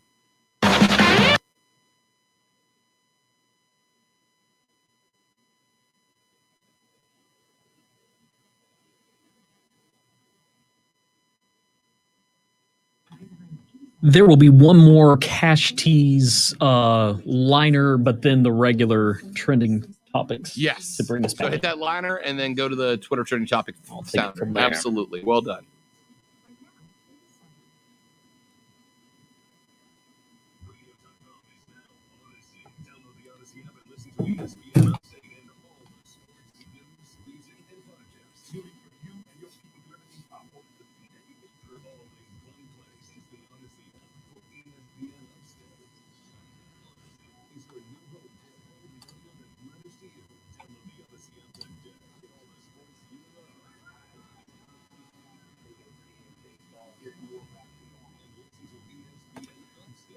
I saw my favorite flex on Twitter a couple of days ago, Drew.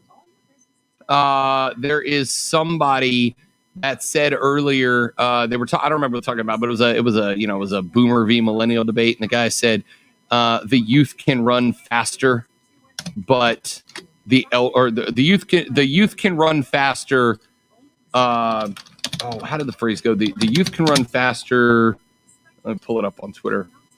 Oh, the youth can run faster, but the elders know the road. And a millennial responded, "It's why we invented Google Maps, boomer." Got him.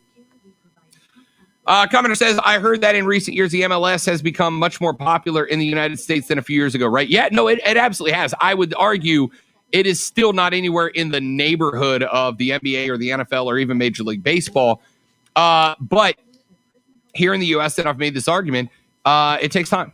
It takes time. It takes time, and it takes success, right? I mean, and that's one of the reasons that MLS has been pushing to bring folks who have succeeded in Europe over here. Daryl DK, who just got back from Barnsley, I think. Anyway, he just got back to Orlando City. It's those names. Ibrahimovic for LA for a couple of years helped with that. But soccer is a sport that takes its time to grow here, unfortunately, because there's a lot of Americans that have this old stigma that, American football is for men and soccer is not. And that stigma is going away, which is why, look at the crop of the international players on the U.S. men's national team now behind Kristen Pulisic and the names that they are throwing up there, guys that are having success in the Premier League and La Liga and Serie A, et cetera.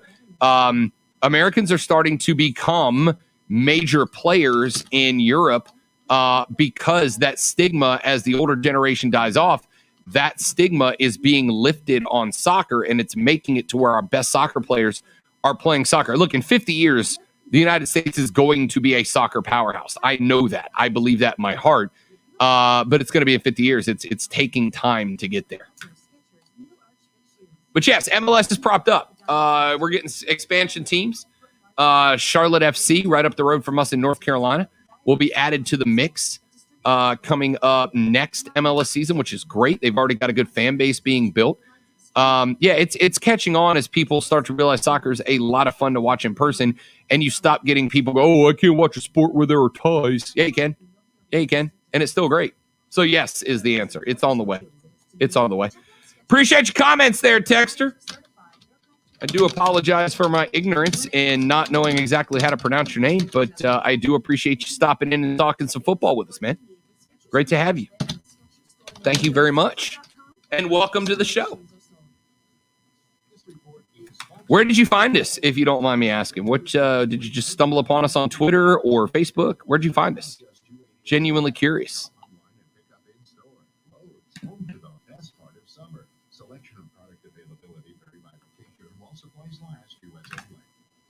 You could have your own celebration dance with free cash. Another keyword is coming up before SportsCenter at the top of the hour. And your chance to bank $1,000 in the $1,000 cash stash on ESPN Upstate.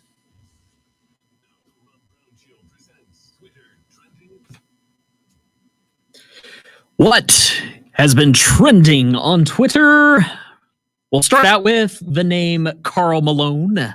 Karl Malone is trending for a very, very interesting reason. So last night, Donovan Mitchell scored 35 points over 35 points for the second game in a row, and he's the first Jazz player with 35 points in back-to-back playoff games since Karl Malone did it back in 1988. And of course, Karl Malone has been an American basketball hero for many years. But Karl Malone off of the basketball court got himself into trouble because at 20 years of age, he impregnated a 13-year-old girl and then refused to take any responsibility for that child, including paying child support. So, at the age, Drew, where it's so much easier to dig up receipts for giant misdeeds in the past, like being a 20-year-old and sleeping with a 13-year-old girl, getting her pregnant, and then not accepting responsibility for that decision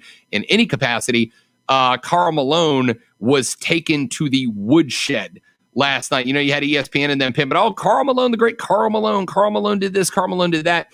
And Twitter was like, yeah, no, we're not Karl Malone fans anymore because he was, not a good dude. So he has been taken to the washer on Twitter for the last couple of hours. And then Stephen A. Smith also said, Donovan Mitchell is just a better player all around, which is being debated. I tell you, it's probably a little early to make that proclamation, but I'll tell you what, he keeps playing the level he's played in game 1 and 2. He might not be far off from earning it. Let's go over to Wrigley Field. Wrigley Field is trending, and I assume, Drew, that it is because the Wrigley Field is full capacity today for the first time since 2019. Yep. Now Wrigley Field, the Cubs broke out a couple of days ago a alternate jersey that said Wrigleyville across the front. It was ugly. I hated it. It was boring, but kind of cool, paying homage to where you're from. But Wrigley Field is having what they are calling Opening Day 2.0 today because they are back at full capacity and the world is trying to go back to normal. And State Farm Arena is back to full capacity tonight. Yes, Sellout crowds. Sold out. That's right. The Hawks were able to snag game 1 on the road at Philly. Philly got game 2 back. Ice Trey went for 35 in game number 1. And then Ben Simmons came back last night and had himself a game. So that series is all square right now at 1 game apiece. Philadelphia is a -120 favorite with a 224.5 money line in this one.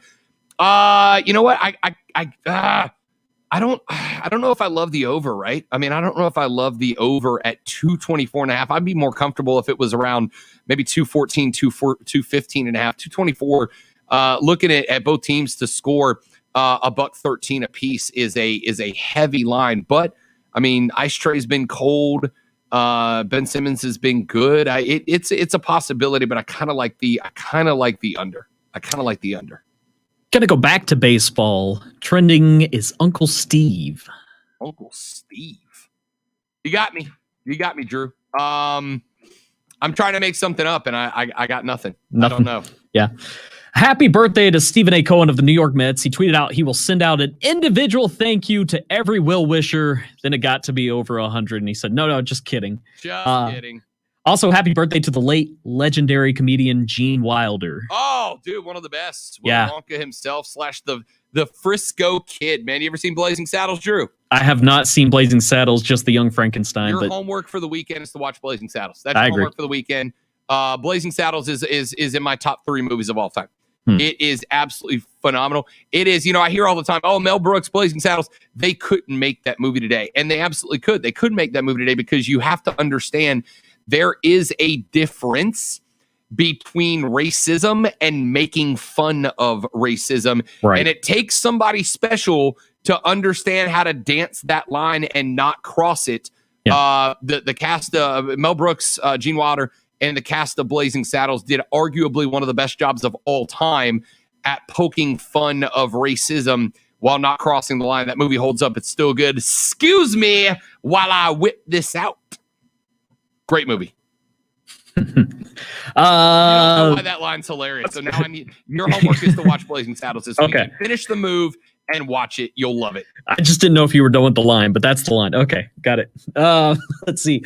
Ryan Reynolds is a name you'll definitely recognize. Why is he trending? Love Deadpool. Love Deadpool. Ryan Reynolds. Not just do I love Ryan Reynolds as Deadpool.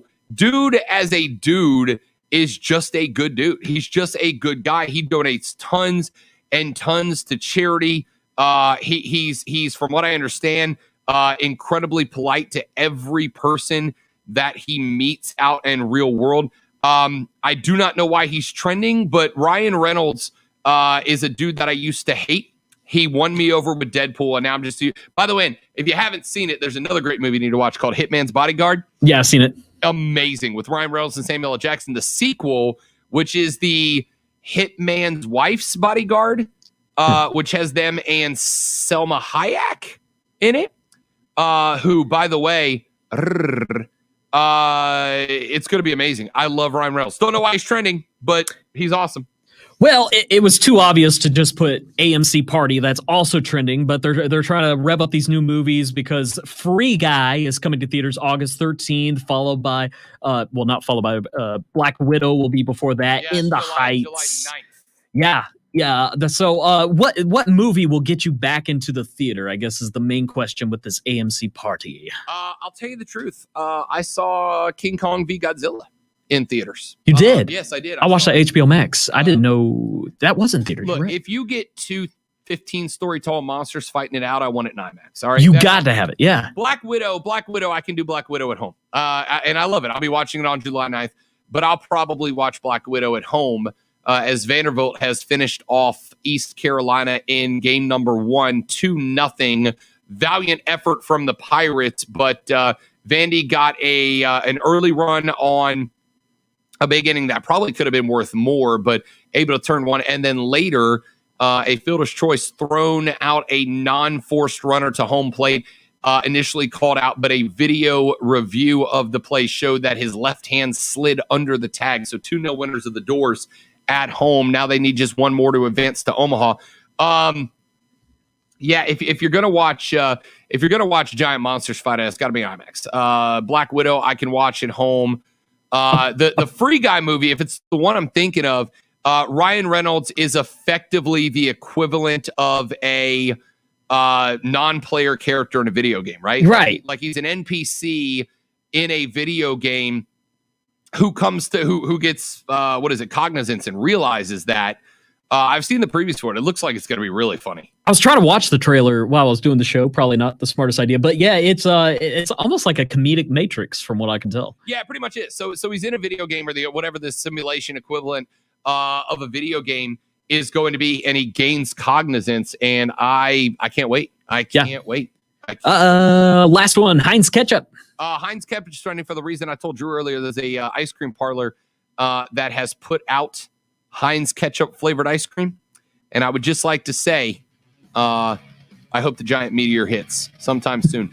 Your keyword for the upcoming 2:00 hour is sport. SPORT. SPORT. Text sport. SPORT to 72881 for your chance to win $1,000 and the $1,000 cash dash on ESPN Upstate. That's up for the weekend. Boys and girls, don't drink and drive. I'll punch you in the face. See you at the Rabbit game tonight. Mark Ryan and Diesel up next. This is the Rob Brown Show on ESPN Upstate. Later.